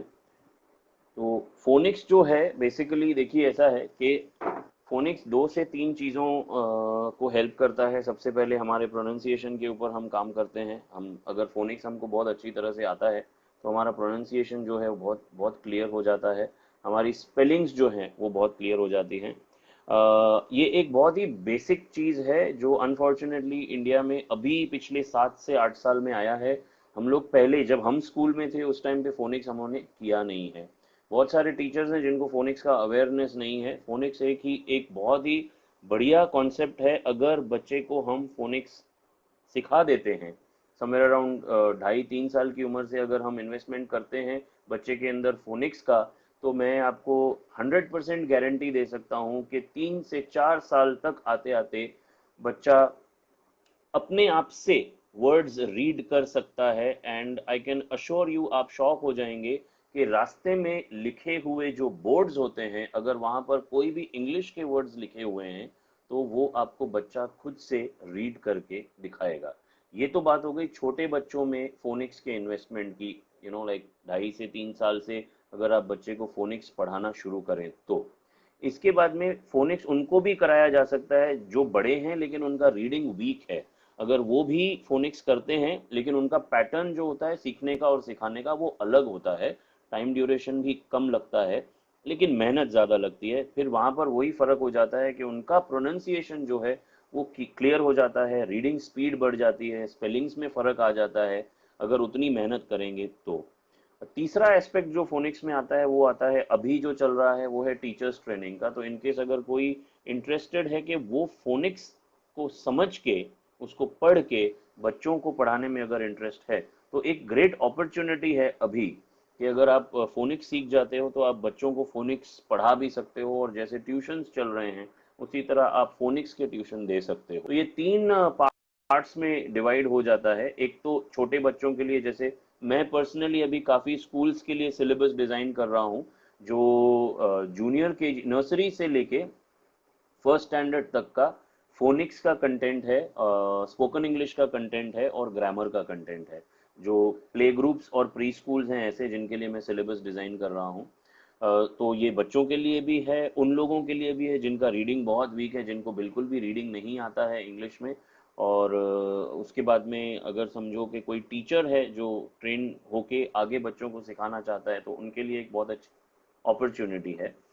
फोनिक्स से एक बहुत अच्छा जो पॉजिटिव चीज़ है वो हमको ये पता चल जाता है कि बच्चा गलती कहाँ कर रहा है। जैसे फोनिक्स जब हम सिखाना शुरू करते हैं तो हम लेटर्स देखते हैं कि कितने लेटर्स के वर्ड्स बच्चा पढ़ पा रहा है। लाइक 2 लेटर पढ़ पा रहा है, अगर करते हैं 3 लेटर में कंफर्टेबल है तो 4 लेटर में मूव करते हैं। तो हम उनसे वर्ड्स में या कितने लेटर के वर्ड्स में बच्चे को दिक्कत आ रही है और हम वहां पर काम करना शुरू करते हैं। रिसेंट एक आज का एक पेरेंट का मैसेज आया है, वो कैंप नंबर 4 में टीचर हैं एक अच्छे स्कूल में। Unfortunately due to certain reasons वो अपने बच्चे के साथ में फोनिक्स नहीं कर पा रही थी अर्लियर, और हमने ऑनलाइन सेशंस बच्चे के साथ में लिए, ज़्यादा नहीं सिर्फ 3 से 4 दिन में। और उसके बाद में इंटरनेट के कनेक्शन के वजह से वो कंटिन्यू नहीं हो पाए। बट जितने सेशन हमने बच्चे के साथ में लिए और जो मेथड्स हमने बच्चे को सिखाए 4 से 5 सेशन में, आज बच्चा उसको इम्प्लीमेंट करते हुए लिमिटेड वर्ड्स खुद से बोलता है जो बच्चा 2 लेटर वर्ड्स भी रीड नहीं कर पाता था। तो फोनिक्स एक एक प्राइमरी चीज है, एक बेस क्रिएट करता है। अगर हम बच्चे के साथ में थोड़ा सा टाइम देते हुए बच्चे को सिखाते हैं, और मेरे तरफ से तो मैं कहूँगा कि पेरेंट्स को सीख के बच्चों को सिखाना चाहिए। उसका रीज़न ये है, स्कूल में जो टीचर फोनिक करा रहा है वो क्या करा रहा है अगर आपको पता ही नहीं है तो बच्चा फोनिक के साउंड्स बोलेगा, टीचर भी फोनिक के साउंड्स बोलेगा, और पेरेंट जो है वो ABCD बोलेगा। तो यहाँ पर एक कंफ्यूजन क्रिएट हो जाएगा। अल्टीमेटली फिर बच्चा ये बोलेगा कि मम्मी आपको कुछ नहीं आता है, मेरे टीचर को ज़्यादा आता है। तो पेरेंट सिर्फ फोनिक्स के लिए ही नहीं, हर एक चीज़ के लिए पेरेंट्स का अवेयरनेस होना बहुत ज़रूरी है कि बच्चा क्या सीख रहा है, कैसे सीख रहा है। फोनिक्स बहुत ही इंपॉर्टेंट है, आज तो बहुत इंपॉर्टेंट है, ईजी हो जाता है, रीडिंग करना बहुत ईजी हो जाता है, स्पेलिंग्स में भी फ़र्क पड़ जाता है, और प्रोनाउंसिएशन जैसे आपने बोला उसके ऊपर भी काम करता है। ओके, तो मेरे हिसाब से और चाइल्ड दोनों को साथ में लेके करने का है। अगर आपका बच्चा 3 साल से बड़ा है तो यू कैन कॉन्टैक्ट, और ऑनलाइन आपको फोनिक्स सिखा देंगे। And it's like very much important, because अगर मैं सोचता हूँ कि I was complimented by a trainer in at Pro BPO. Then he said me that you are the only person among 25 or 30 people there, उस training में, communication training में, क्योंकि आपको पता ही है, मतलब आप तो ट्रेनर है, ट्रेनिंग होती है, मतलब जॉब होती है तो उसके पहले 1 से 1.5 महीने की ट्रेनिंग होती है। पहले आपकी सैलरी कितनी हो, 1.5 महीने की ट्रेनिंग के बाद में आपका वॉइस एंड एक्सेंट एग्जाम होता है, रिटन एग्जाम होता है, और उसके बाद में ही आपको वो जज सिलेक्ट करते हैं कि आपको आगे कॉल्स उठाने हैं कि नहीं उठाने हैं। I cleared it, and trainer told me you are the only person among these 30 people who is clear in words. तो that was a compliment, मैं बहुत खुश हुआ था उस टाइम पे। And I have the advantage, क्योंकि एडवांटेज लेना तो बहुत जरूरी है, क्योंकि सारा वर्ड प्रोनाउंसिएशन है वो बहुत लोगों के हैं कि टंग इन्फ्लुएंस की वजह से बहुत ज़्यादा हो जाता है। तो if you are facing any issues with mother tongue influence or reading or uh, spelling mistakes and all, तो आपको फोनिक्स सीखना बहुत जरूरी है। एंड आप बच्चे के साथ सीखिए, राइट? तो my next question will be, what is your opinion about tuitions and classes? मैं जब छोटा था तो मैंने तो ट्यूशन था, मतलब धीरे धीरे करके थोड़े बहुत क्लासेस, लेकिन इसमें फर्क क्या आता है?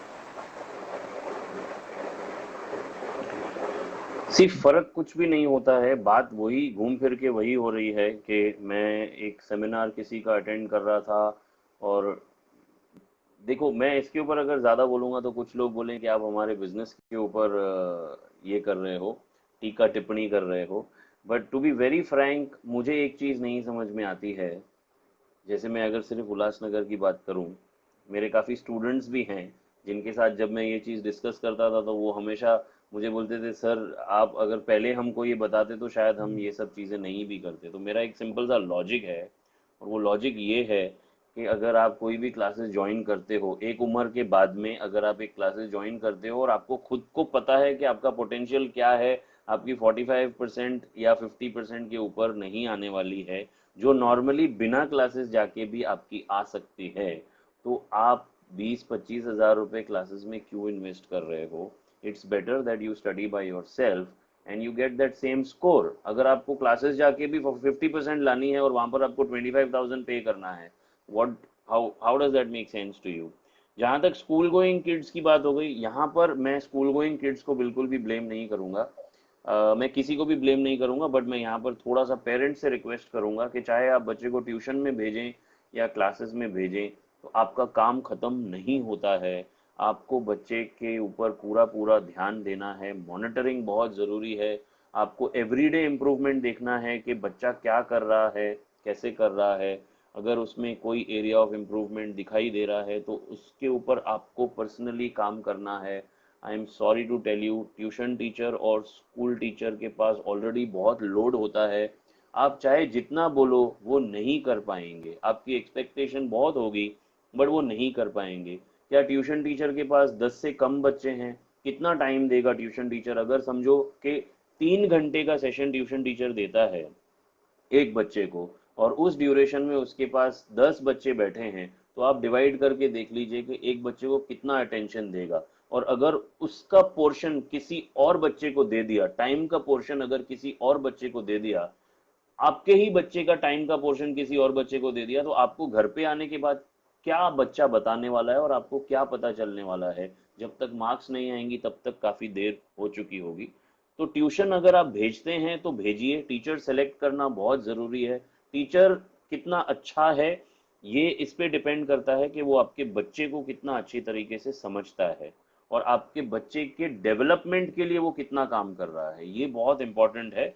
पढ़ाई तो बिल्कुल टीचर कराएगा, उसके लिए तो वो टीचर एक्सपर्ट है, चाहे वो ट्यूशन का हो, क्लासेस का हो या स्कूल का हो, वो एक्सपर्ट है, उसने उसके लिए पढ़ाई की हुई है। लेकिन आपका बच्चा कैसे पढ़ता है, उस चीज को समझना और फिर उसके बाद बच्चे को उस तरीके से पढ़ाना, वो ट्यूशन टीचर का काम होना चाहिए, क्योंकि आप वहां पर डेवलपमेंट के लिए भेज रहे हो बच्चों को। मैं एक छोटा सा एग्जांपल आपके साथ शेयर करूंगा। मेरी वाइफ हैं, वो भी ट्यूशंस लेती हैं। तो उनका फोकस बच्चों को सिर्फ पढ़ाना नहीं होता है, उनका फोकस ये होता है कि बच्चा खुद से पढ़े। पढ़ाना और ये डेवलपमेंट लाना कि बच्चा खुद से पढ़े, ये बहुत इंपॉर्टेंट होता है। अलग अलग तरीके होते हैं पढ़ाने के, ताकि बच्चे को चीजें याद रह जाएं। तो टीचर क्या बोल रहा है, क्या उसको बच्चे को बोल रहा है कि आप टेक्स्ट बुक बैठ के पढ़ो और उसके बाद में मेरे पास आओ, हम क्वेश्चन आंसर सॉल्व करेंगे, या बच्चे को बोल रहा है तुम ही पढ़ो, आंसर्स रटो? क्या पैटर्न है पढ़ाने का, कौन सा ट्यूशन क्या पैटर्न फॉलो कर रहा है? आपका काम सिर्फ बच्चे को ट्यूशन के दरवाजे तक छोड़ने का नहीं है, उससे बहुत ज्यादा है।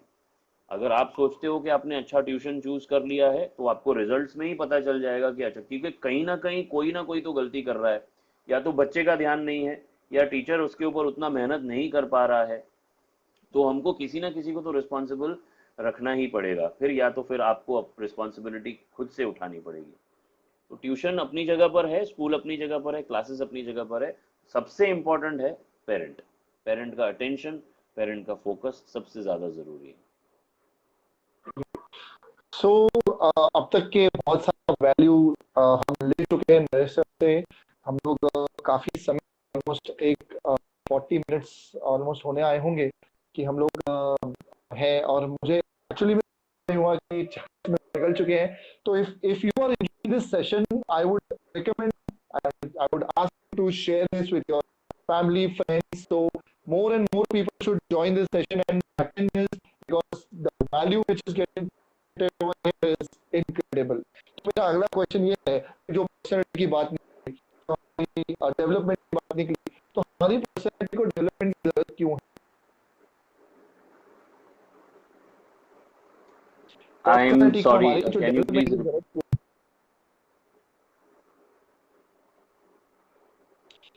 Why do we think that personality needs development? मतलब हमारी पर्सनैलिटी को डेवलपमेंट की जरूरत क्यों है? अभी हम लोगों का पिछला सवाल जब पूछ लो कि हमारी पर्सनैलिटी को डेवलपमेंट की जरूरत क्यों होती है, क्योंकि हम लोग ऑलमोस्ट पेरेंट्स से बहुत कुछ सीख रहे हैं।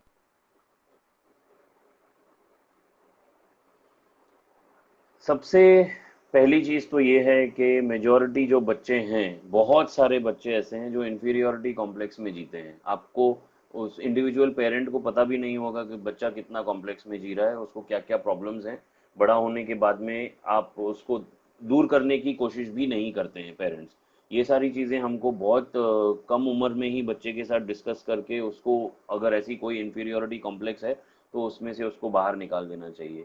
एक सिंपल सा एग्जाम्पल हम लोग ले लेते हैं। अगर बच्चा इंट्रोवर्ट है, बहुत कम बात करता है, लोगों से घुलता मिलता नहीं है, तो अल्टीमेटली जब वो जॉब करने के लिए जाएगा, तो उसके करियर पाथ के ऊपर एक बहुत बड़ा असर पड़ेगा, क्योंकि वो घुलता मिलता नहीं है, लोगों से बात नहीं करता है। तो इट इज ऑब्वियस कि सिर्फ काम से आपको प्रमोशन नहीं मिलने वाला है।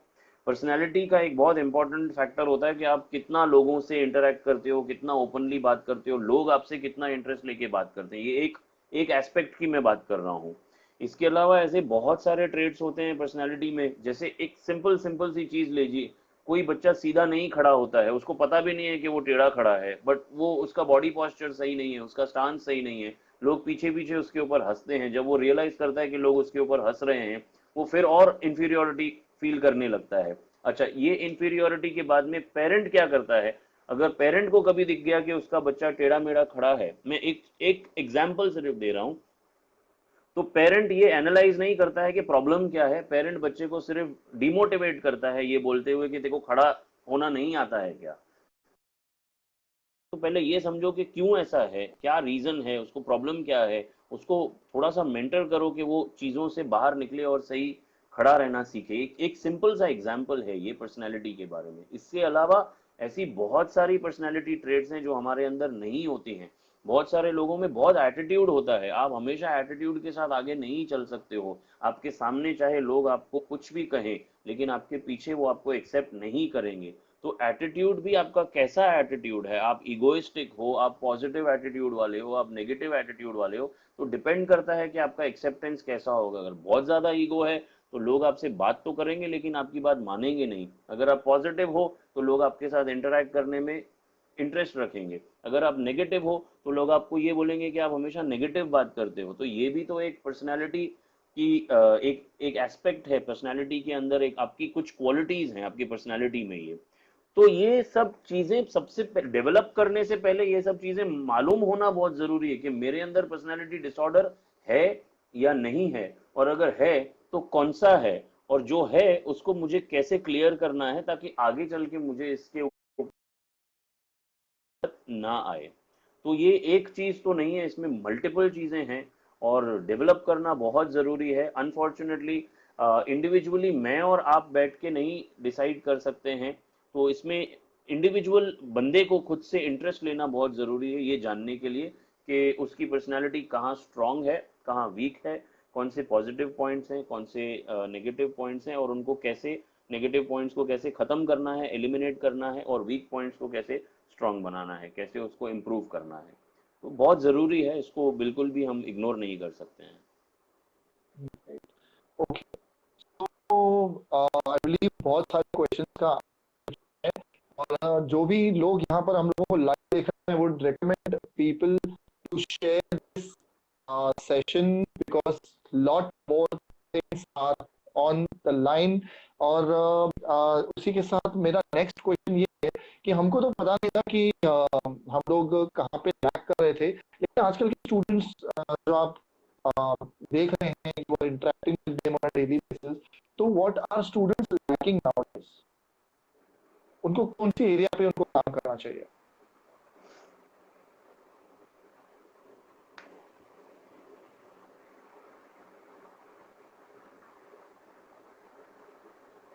सी करंट जनरेशन जो है वो फ्लुएंट है, उनके पास बहुत पोटेंशियल है, बहुत सारी कैपेबिलिटीज़ हैं।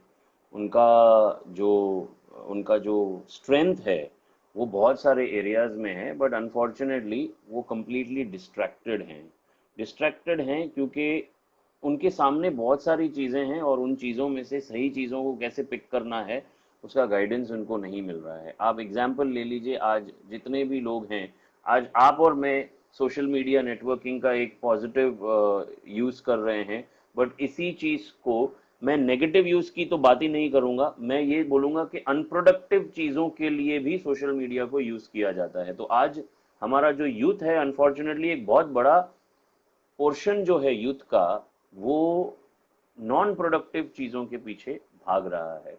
तो मेरे तरफ से मैं तो सिर्फ यही कहूँगा यूथ को कि आप जो भी काम करते हैं सिर्फ उसको ये समझने की कोशिश कीजिए कि क्या वो प्रोडक्टिव है या नॉन प्रोडक्टिव है, और आगे चल के वो काम आपको किस तरीके से हेल्प करने वाला है, आपके लाइफ में कैसे वो वैल्यू ऐड करेगा, आपके फ्यूचर में कैसे वो ग्रोथ लेके आएगा। अगर आपको लगता है कि जो काम आप आज कर रहे हैं, जिसमें आप इन्वॉल्व हैं, चाहे चाहे वो कोई स्किल हो, चाहे वो कोई टैलेंट हो, वो कोई पढ़ाई हो या कुछ भी हो, तो आप पहले ये समझिए कि वो आपको आगे कैसे हेल्प करने वाला है। इसको थोड़ा सा मैं अगर और एक्सटेंड करूं, तो आज ऐसा हो जाता है कि बहुत सारे स्टूडेंट्स ऐसे होते हैं जो बोलते हैं कि मैं पढ़ाई नहीं करूंगा क्योंकि मुझे डांस में इंटरेस्ट है। कुछ बोलते हैं कि मैं पढ़ाई नहीं करूंगा क्योंकि मुझे म्यूज़िक में इंटरेस्ट है या मुझे कुछ और चीज़ों में इंटरेस्ट है जो एकेडमिक से अलग हैं। तो उनको मैं ये सजेस्ट करूंगा कि देखो, जब तक आप उस पर्टिकुलर फील्ड में, उस स्किल में अपने टैलेंट से कुछ कर लो, तब तक आपके पास एक ऑल्टरनेट होना बहुत ज़रूरी है। क्योंकि कितने लोग हैं जो उतना अच्छा डांस कर लेते हैं, क्योंकि मैं ये मानता हूँ कि मैं बहुत अच्छा नाचता हूँ, लेकिन मेरा डांस कितने लोगों को पसंद आ रहा है ये भी तो एक इम्पॉर्टेंट चीज़ है। मैं अपने मुंह मियाँ मिट्ठू हो रहा हूँ तो इससे तो कोई बात बनने वाली नहीं है। तो एक ऑल्टरनेट हमारे लिए होना बहुत ज़रूरी है। दूसरी चीज़, लोगों का जो क्रिटिसिज्म है, लोगों का जो फीडबैक है, उससे हमको सीखना चाहिए। अगर हम किसी स्किल या किसी टैलेंट में आगे बढ़ने की कोशिश कर रहे हैं तो एक्सेप्टेंस ज़रूरी है कि अगर किसी ने हमको बताया कि नहीं, आप उस लेवल के डांसर नहीं हो या आप उस लेवल के म्यूजिशियन नहीं हो, तो आपको या तो उसके ऊपर मेहनत करना बढ़ाना पड़ेगा। लेकिन at that same point of time मैं ये चीज़ बोलूँगा कि जो आपका बेस है उसको मत छोड़ो, क्योंकि वो एक आपके लिए एक ऑल्टरनेट बोट का काम करेगा। क्योंकि जब तक आपकी वो बोट अटकी रहेगी, एटलीस्ट आप इस बोट को लेके आगे चल सकते हो। हाँ, बहुत सारे लोग बोलते हैं कि दो नाव पे सवार नहीं होना चाहिए, लेकिन मैं ये सजेस्ट करूंगा कि सेफ्टी वाली नाव तो रखना बहुत ज़रूरी है, ताकि अगर वो डूबने लगे तो कम से कम हम इसमें बैठ के पार हो जाएं। तो ये एक चीज है जो मैं यूथ को बोलना चाहूंगा, थोड़ा सोशल अभी मीडिया से। सॉरी, आप कंटिन्यू कीजिए। हाँ, नहीं नहीं, कोई बात नहीं, बस उतना ही था कि सोशल मीडिया को थोड़ा पॉजिटिवली यूज करेंगे तो ज्यादा बेटर रहेगा। राइट। अब आपने जो बात कही कि का एक एग्जाम्पल दिया आपने कि हम सोचते हैं कि हम बहुत अच्छा नाचते हैं, लेकिन क्या हम दूसरों को पसंद आ रहा है वो मैटर करता है। तो इसी के साथ में अगर मैं कुछ एक आपसे सवाल पूछूंगा, मेरे दिमाग में आया कि अगर कोई इंसान समझो, कोई ले लो, अगर इंग्लिश का कोई लेवल क्रॉस करने की कोशिश कर रहा है, ठीक है, तो वो लेवल क्रॉस कर नहीं पा रहा है, बट देन वो इंसान लगा पड़ा है कि मैं वो क्रॉस कर लूंगा। तो आपके हिसाब से कितने समय उसको उस चीज के ऊपर फोकस करना चाहिए? क्योंकि अल्टीमेटली हम लोग अगर वो लिमिट मतलब टारगेट अगर हम लोग अचीव नहीं कर पाए तो हम टाइम वेस्ट ही कर रहे हैं। और अगर मैं समझो मैं अगर बहुत अच्छा नहीं नाचता हूँ और मैं नाच ही रहा हूँ तो I am wasting time behind that. ठीक है। तो that is what I want, my question is like how much time we should give ourselves to understand कि अब ये मेरे का मतलब इट्स माय कप ऑफ। मुझे किस समय ये सोच लेना चाहिए कि मुझे ये काम आगे और नहीं करना चाहिए? ये तो बात होनी नहीं चाहिए कि हम किसी चीज को छोड़ दें ऐसे, बट देन ये भी तो सही नहीं है कि हम लोग गलत डायरेक्शन में चले जा रहे हैं, रुकी नहीं, ये सोचते हुए कि हम कर लेंगे क्लियर। तो माय क्वेश्चन इज सिंपल कि what is the perfect time, good time to understand that this is not my cup of tea in regards to English? Nice question actually. It seems like बहुत आपने बहुत ज़्यादा research करके ये question आपने रखा है। तो क्वेश्चन तो बहुत अच्छा है वैसे। और देखिए, कितने अटेम्प्ट्स करते हो आप किसी चीज़ के लिए, ये डिपेंड करता है कि वो चीज़ आपके लिए कितनी इम्पोर्टेंट है। सबसे जो प्राइमरी चीज़ है वो ये है कि वो चीज़ आपके लिए कितनी इम्पोर्टेंट है जिसके लिए आप अटेम्प्ट करते जा रहे हो। अच्छा, अगर आप इम्पोर्टेंस जानना चाहते हो कि वो आपके लिए कितनी इम्पोर्टेंट है, तो अगेन बात वही आती है कि वो अकम्प्लिश करने के बाद या अचीव करने के बाद आपके लाइफ में उसकी वजह से क्या पॉजिटिव्स आने वाले हैं। तो अटेम्प्ट्स के लिए नंबर तो मैं नहीं बोल सकूंगा कि कितने नंबर हो सकते हैं, लेकिन ये बात ज़रूरी है कि अगर आपके अटेम्प्ट्स फेल हो रहे हैं तो आप अपने अटेम्प्ट्स के फेलियर को एनालाइज करने की कोशिश क्यों नहीं करते हो। क्योंकि देखो, फेलियर का मतलब ये नहीं है कि आप फेल हो रहे हो, फेलियर का मतलब ये है कि कोई चीज है जो सही नहीं हो रही है। तो ये आइडेंटिफाई करना जरूरी है कि क्यों सही नहीं हो रही है। मैं ये नहीं बोलूंगा कि अटेम्प्ट्स करना छोड़ दो या कितने अटेम्प्ट्स करो, ये आपके ऊपर इंडिविजुअली डिपेंड करता है। लेकिन जब अगर फेलियर आ रहा है तो फेलियर का मतलब ये नहीं है कि हम कमजोर हैं। फेलियर का मतलब ये है कि अगर 10 चीजें हैं तो 10 चीजों में से शायद 2 3 4 5 चीजें ऐसी हैं जो मैं सही नहीं कर रहा हूं। अगर मैं सही नहीं कर रहा हूं तो सही कैसे कर सकता हूं, सही कैसे कर सकता हूं ये समझने के बाद में भी अगर वो चीज सही नहीं हो रही है तो पहले थोड़ा रुक जाओ और समझो कि क्यों सही नहीं हो रही है। क्या मैं टाइम नहीं दे रहा हूँ? क्या मुझे समझ में नहीं आ रहा है? क्या कोई मुझे समझाने वाला है जो मुझे बता सके कि मेरी गलती कहाँ हो रही है? और फिर उसके बाद में आपका डिसीजन है कहाँ आपको रुकना है, और कहाँ रुकना है ये हमको समझ में आना चाहिए। जैसे मैंने आपको कहा कि एक होता है फीडबैक और क्रिटिसिज्म होता है। तो कभी कभी सेल्फ क्रिटिसिज्म भी जरूरी है, और अगर वो भी नहीं सेटिस्फाइंग है तो आप अपने आसपास के लोगों से थोड़ा सा बात करके ये पूछ सकते हो कि उनका आपके बारे में क्या ओपिनियन है। तो एक एस्पेक्ट इसमें और है कि इसमें टाइम कितना इन्वॉल्व है और पैसा कितना इन्वॉल्व है। देखो, कोई भी चीज करने के लिए अगर वो फ्री में हो रही है तो चाहे जितने अटेम्प्ट करते जाओ कोई फर्क नहीं पड़ता है। अगर टाइम आपका ज्यादा नहीं जा रहा है तो लगे रहो, कोई दिक्कत नहीं है। लेकिन अगर टाइम भी जा रहा है और पैसा भी लग रहा है और रिजल्ट नहीं आ रहा है, तो मेरा सजेशन ये रहेगा कि अपने लिए थोड़ा सा पहले टाइम निकालो, अपने आप को टाइम दो और उन एरियाज को चेक करो कि कहाँ गलती हो रही है। उसके बाद में उसको इम्प्रूव करो। इम्प्रूव करने के बाद में कोई मेंटर या कोई ऐसा कोच हो जो आपको गाइड कर सके और आपको बता सके कि पहले आप ये गलती कर रहे थे और अभी आप में इम्प्रूवमेंट आ चुकी है, और उसके बाद में फिर एक फाइनल अटेम्प्ट करना इज नॉट रॉन्ग। बट हाँ, आपके क्वेश्चन के हिसाब से एक, अगर बार बार फेलियर हो रहा है तो then we have to stop somewhere, कहीं तो हमको रुकना पड़ेगा। अगर हम अपनी गलतियों को सुधार नहीं रहे हैं तो फिर हमको कहीं ना कहीं रुकना पड़ेगा। ओके, तो इसी चीज से कनेक्टेड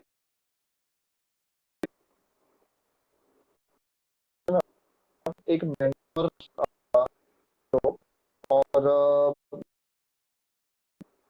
समझो कि आपको क्या करना चाहिए। आप उसकी गाइडेंस में रहोगे तो यू डेफिनेटली विल आगे बढ़ोगे।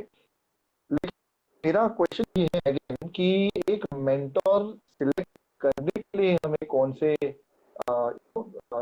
एलिजिबिलिटीज उसमें देखने पड़ेंगे, क्या ऐसा देखना पड़ेगा? क्योंकि हम लोग अगर सोचते हैं कि मुझे कुछ ऐसा करना है, कुछ सीखना है, तो सिखाने वाले तो हजार बैठे हैं, तो उनमें से एक सिलेक्ट करना वेरी डिफिकल्ट, और हर एक को फीस देनी है हमको।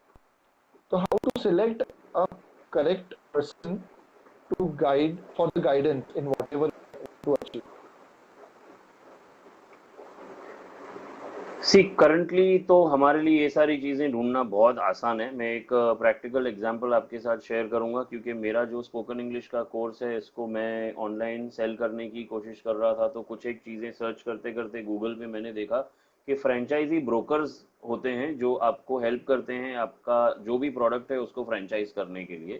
तो ये थोड़ा टाइम था देखने के लिए, तो मैंने चेक कर लिया, तो सामने I saw that there is a particular company from Delhi. और जैसे ही गया तो सबसे पहले उसके रिव्यूज़ चेक किए और उसके रिव्यूज़ बहुत ही खतरनाक थे। तो एक ये चीज़ है जिससे आप चेक करते हो कि सामने वाले का रिव्यू क्या है। फेक रिव्यूज़ हो सकते हैं लेकिन कितने फेक रिव्यूज़ डालेंगे। तो आप रिव्यूज़ अगर चेक करते हो तो एक तरीका ये है,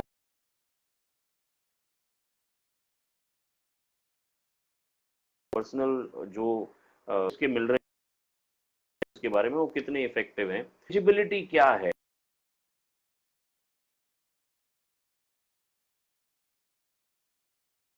उसका जो एजुकेशनल फील्ड में कितना है। तो ये हैं, अच्छा आप कर सकते हो कि उससे पुराने जो स्टूडेंट्स जो उनसे सीख चुके हैं, आप अगर उनसे पर्सनली इंटरेक्ट उनका रिव्यू लो, तो ये एक पॉजिटिव चीज हो सकती है आपके लिए कि आप सही हाथ में हो या नहीं हो। बट आंख बंद करके ऐसे ही रिलाई कर लेना कि हाँ ये कोर्स है और मैं इसको यहाँ से ऐसे कर लूँ, तो वो सही नहीं होगा। रेफरेंस के थ्रू जाना, आज मैं कहूँगा कि कोई भी चीज़ अगर आप करते हो तो रेफरेंस के थ्रू जाना बहुत बहुत ज़रूरी है। It's better if you have someone who is referring you for that. Okay, तो हमारा धंधा भी रेफरेंस पे चलता है, और मैं कुछ आपके रेफरेंस के बारे में बोलना चाहूंगा। whoever is watching this or will be watching this, the best mentor in English अगर आप ढूंढ रहे हैं, क्योंकि आपको इंग्लिश सीखना है, आपको प्रोडक्ट सीखना है, आपके बच्चों को English सीखना है, you can contact Naresh Sehgal sir. Sir की क्लासेस का नाम ब्राइट वे है, एंड जरूरी नहीं है कि आप उस क्लासेस में जाएं, क्योंकि ऑनलाइन फैसिलिटीज अवेलेबल है, ऑनलाइन आप पढ़ सकते हो। एंड इनका एक फेसबुक पेज है, you can search him easily. और मेरे जो पोस्टर है, पोस्टर के ऊपर everything is mentioned, contact number all. And next question is what are your future plan? अभी आप काफी सालों से, ऑलमोस्ट एक डिके हो गया है आप इस चीज में हो, तो इसके आगे आप उसको किस लेवल तक ले जाएंगे, और बेनिफिट देने के लिए लोगों को what you have decided and what is the future of this bright way now?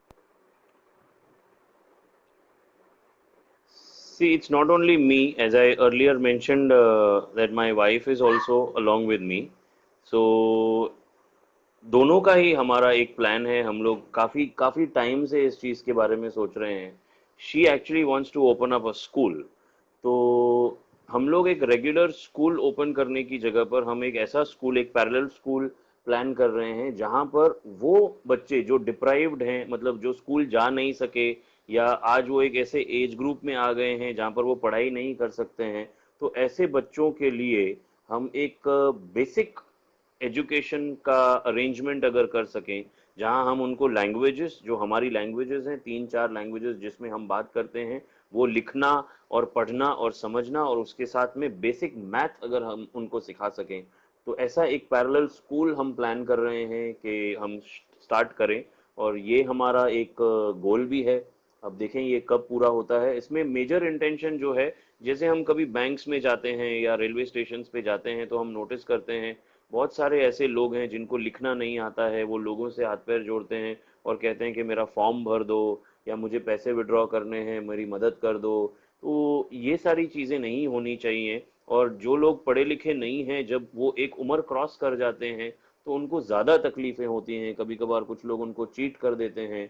कभी कभार बहुत सारी ऐसी सुविधाएं हैं, ऐसे बहुत बहुत बेनिफिट्स हैं जिनका वो फायदा नहीं उठा सकते हैं, क्योंकि उनको पढ़ना लिखना नहीं आता है, उनको उसके बारे में जानकारी नहीं होती है. तो जैसा मैंने कहा कि मेरा और मेरी वाइफ का, हम दोनों का ही एक इंटेंशन है कि हम एक पैरेलल स्कूल शुरू करें जहां पर हम basic education about languages and जो मैथ अगर हम सिखा सकें, तो ये हमारा एक इंटेंशन है शुरू करने का.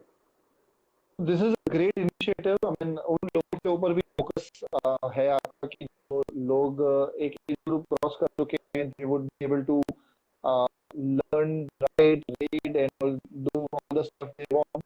And this is really a very nice thing. Thought मेरे साथ बहुत कम लोगों के दिमाग में ये आया होगा, क्योंकि हर कोई अपने आप को बेचने के पीछे लगा पड़ा है.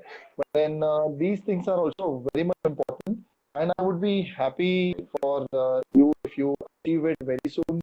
And my next question is, what is the parent's responsibility?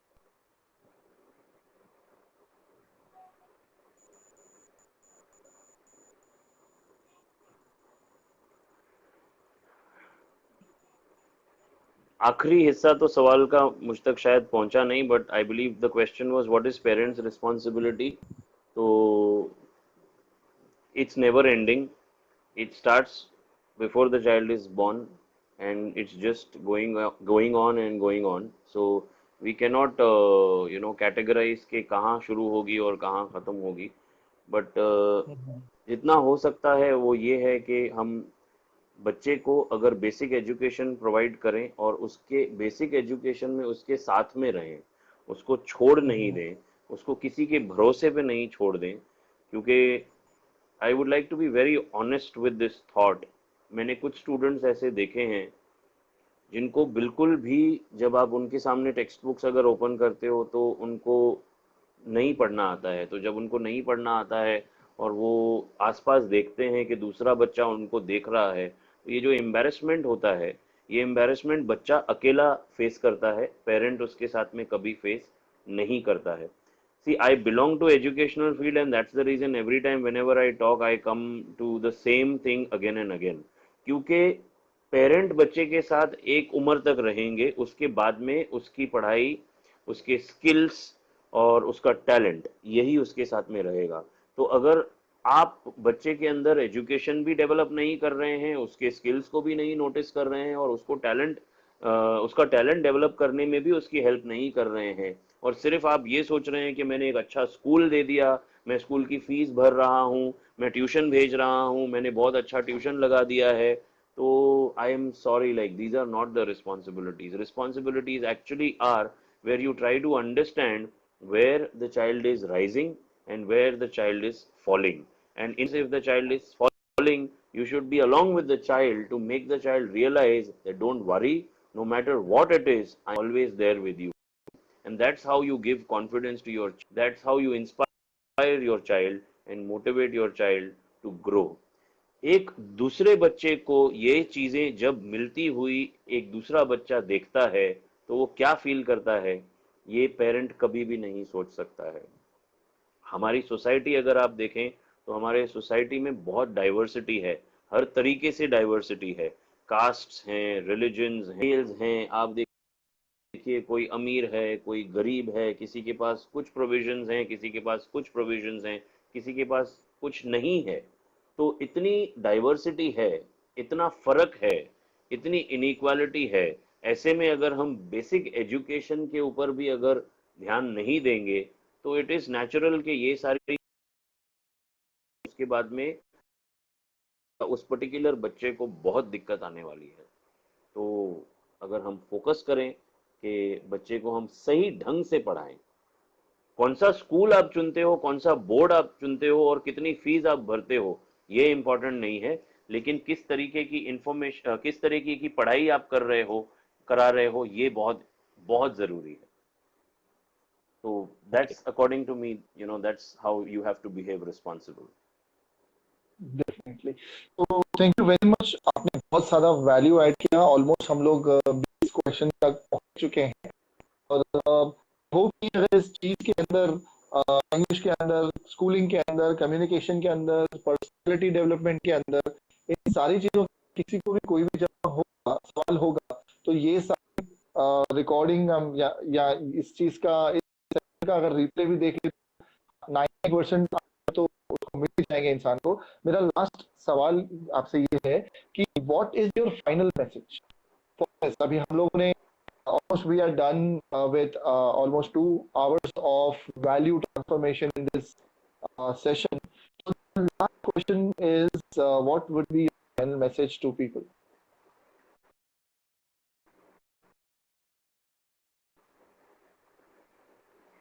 C my final message actually, you know मैं आज की कुछ दो तीन चीजें हैं उनके साथ रिलेट करूंगा। बहुत बहुत पढ़ाई हो गई, बहुत कुछ हो गया।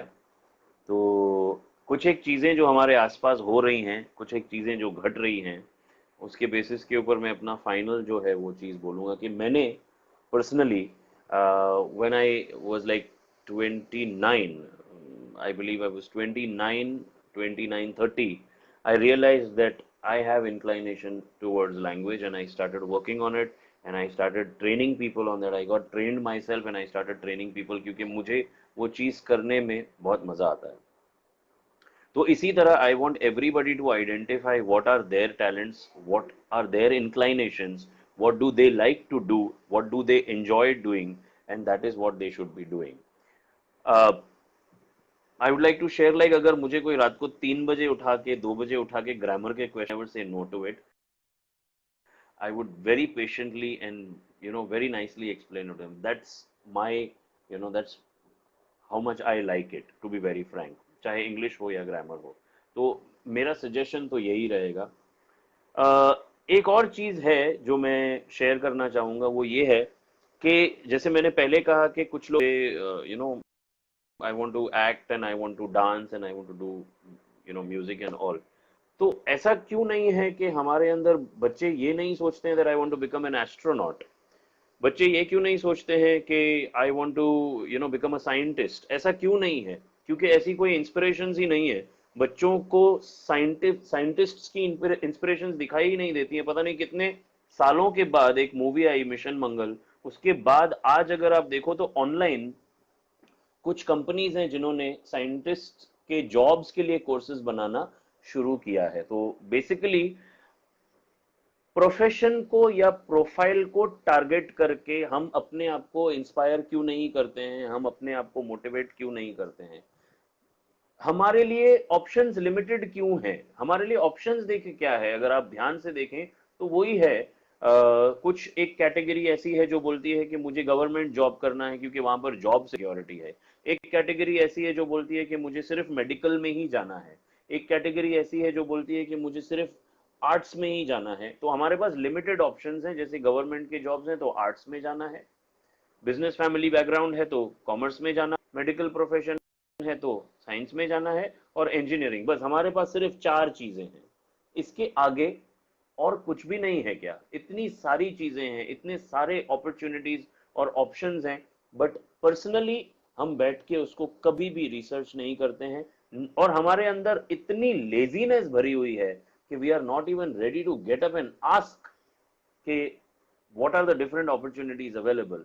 इंटरनेट पे बैठ के हम बहुत सारी स्टूपिड चीजें कर सकते हैं, लेकिन हम अपने फ्यूचर के बारे में इंटरनेट से कोई क्वेश्चन नहीं पूछते हैं। तो मेरा जो फाइनल ओपिनियन या जो मेरा फाइनल कंक्लूजन रहेगा वो ये है कि हमको अपने बारे में थोड़ा सा सेल्फिश होना पड़ेगा, अपने फ्यूचर के बारे में, अपने ग्रोथ के बारे में। ये एक चीज मैं कहूंगा, और दो और चीजें मैं ऐड करना चाहता हूं, because now I believe we are closing the session. दो चीजें कुछ एक दिनों में ऐसी, कोरोना तो है तो उसको तो हम डिनाई नहीं कर सकते हैं, दो चीजें हुई हैं पिछले कुछ दिनों में, जिसमें से एक बहुत ही गलत चीज हो गई है। अगर हम लोगों ने सबने देखा है कि केरला में एक एलिफेंट है, female elephant, unfortunately she ate a pineapple and she had to suffer for 2 days and it was a pregnant elephant and died. अब ये एक बात है कि ऐसा हुआ है और गलत हुआ है। अब यहाँ पर हमारी रिस्पॉन्सिबिलिटी जो है वो ये है कि without having any authenticity of the information, we are just going ahead and circulating fake news that the animal was fed. See, practically it was not fed. मैं यहाँ पर वो इंसिडेंट नहीं डिस्कस कर रहा हूँ, मैं जो डिस्कस करने की कोशिश कर रहा हूँ वो ये है कि सोशल मीडिया एक तलवार की तरह है। आप एक वॉरियर, एक सोल्जर भी बन सकते हो और आप एक बंदर भी बन सकते हो। अगर आप बिना ऑथेंटिकेट किए मैसेज को फॉरवर्ड करते हो तो वो तलवार सोशल मीडिया की जो है वो एक बंदर के हाथ में है। और अगर आप उसको समझते हो, अगर आप इंफॉर्मेशन को ऑथेंटिकेट करते हो और उसको जगह पे ही रोक देते हो, देखिए आपका काम सिर्फ इतना है कि आइडेंटिफाई करें वेदर इट इज ट्रू और फॉल्स। आपको आगे बताने की जरूरत नहीं है, बस अपने तक उसको रोक दो। तो मेरा एक ये छोटा सा सजेशन है कि सोशल मीडिया को थोड़ा सा हम रिस्पॉन्सिबली यूज करें तो काफी चीजें बदल सकती हैं। अपने लाइफ में बड़े गोल्स सेट करें, अपने लाइफ में बड़ी चीजें सेट करें, और वो सब अचीव हो सकता है अगर हम मेहनत करें और पॉजिटिव हो जाएं।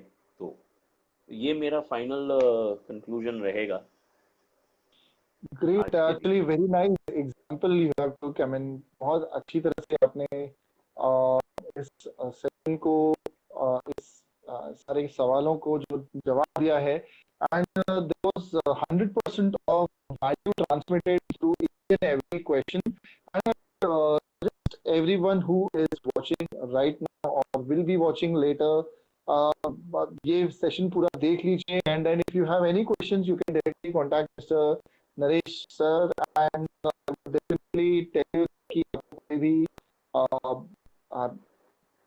dissatisfaction nahi milegi. He would be the best person if you are looking out to improve your personality in terms of English, and improve the opportunities, increase the opportunities.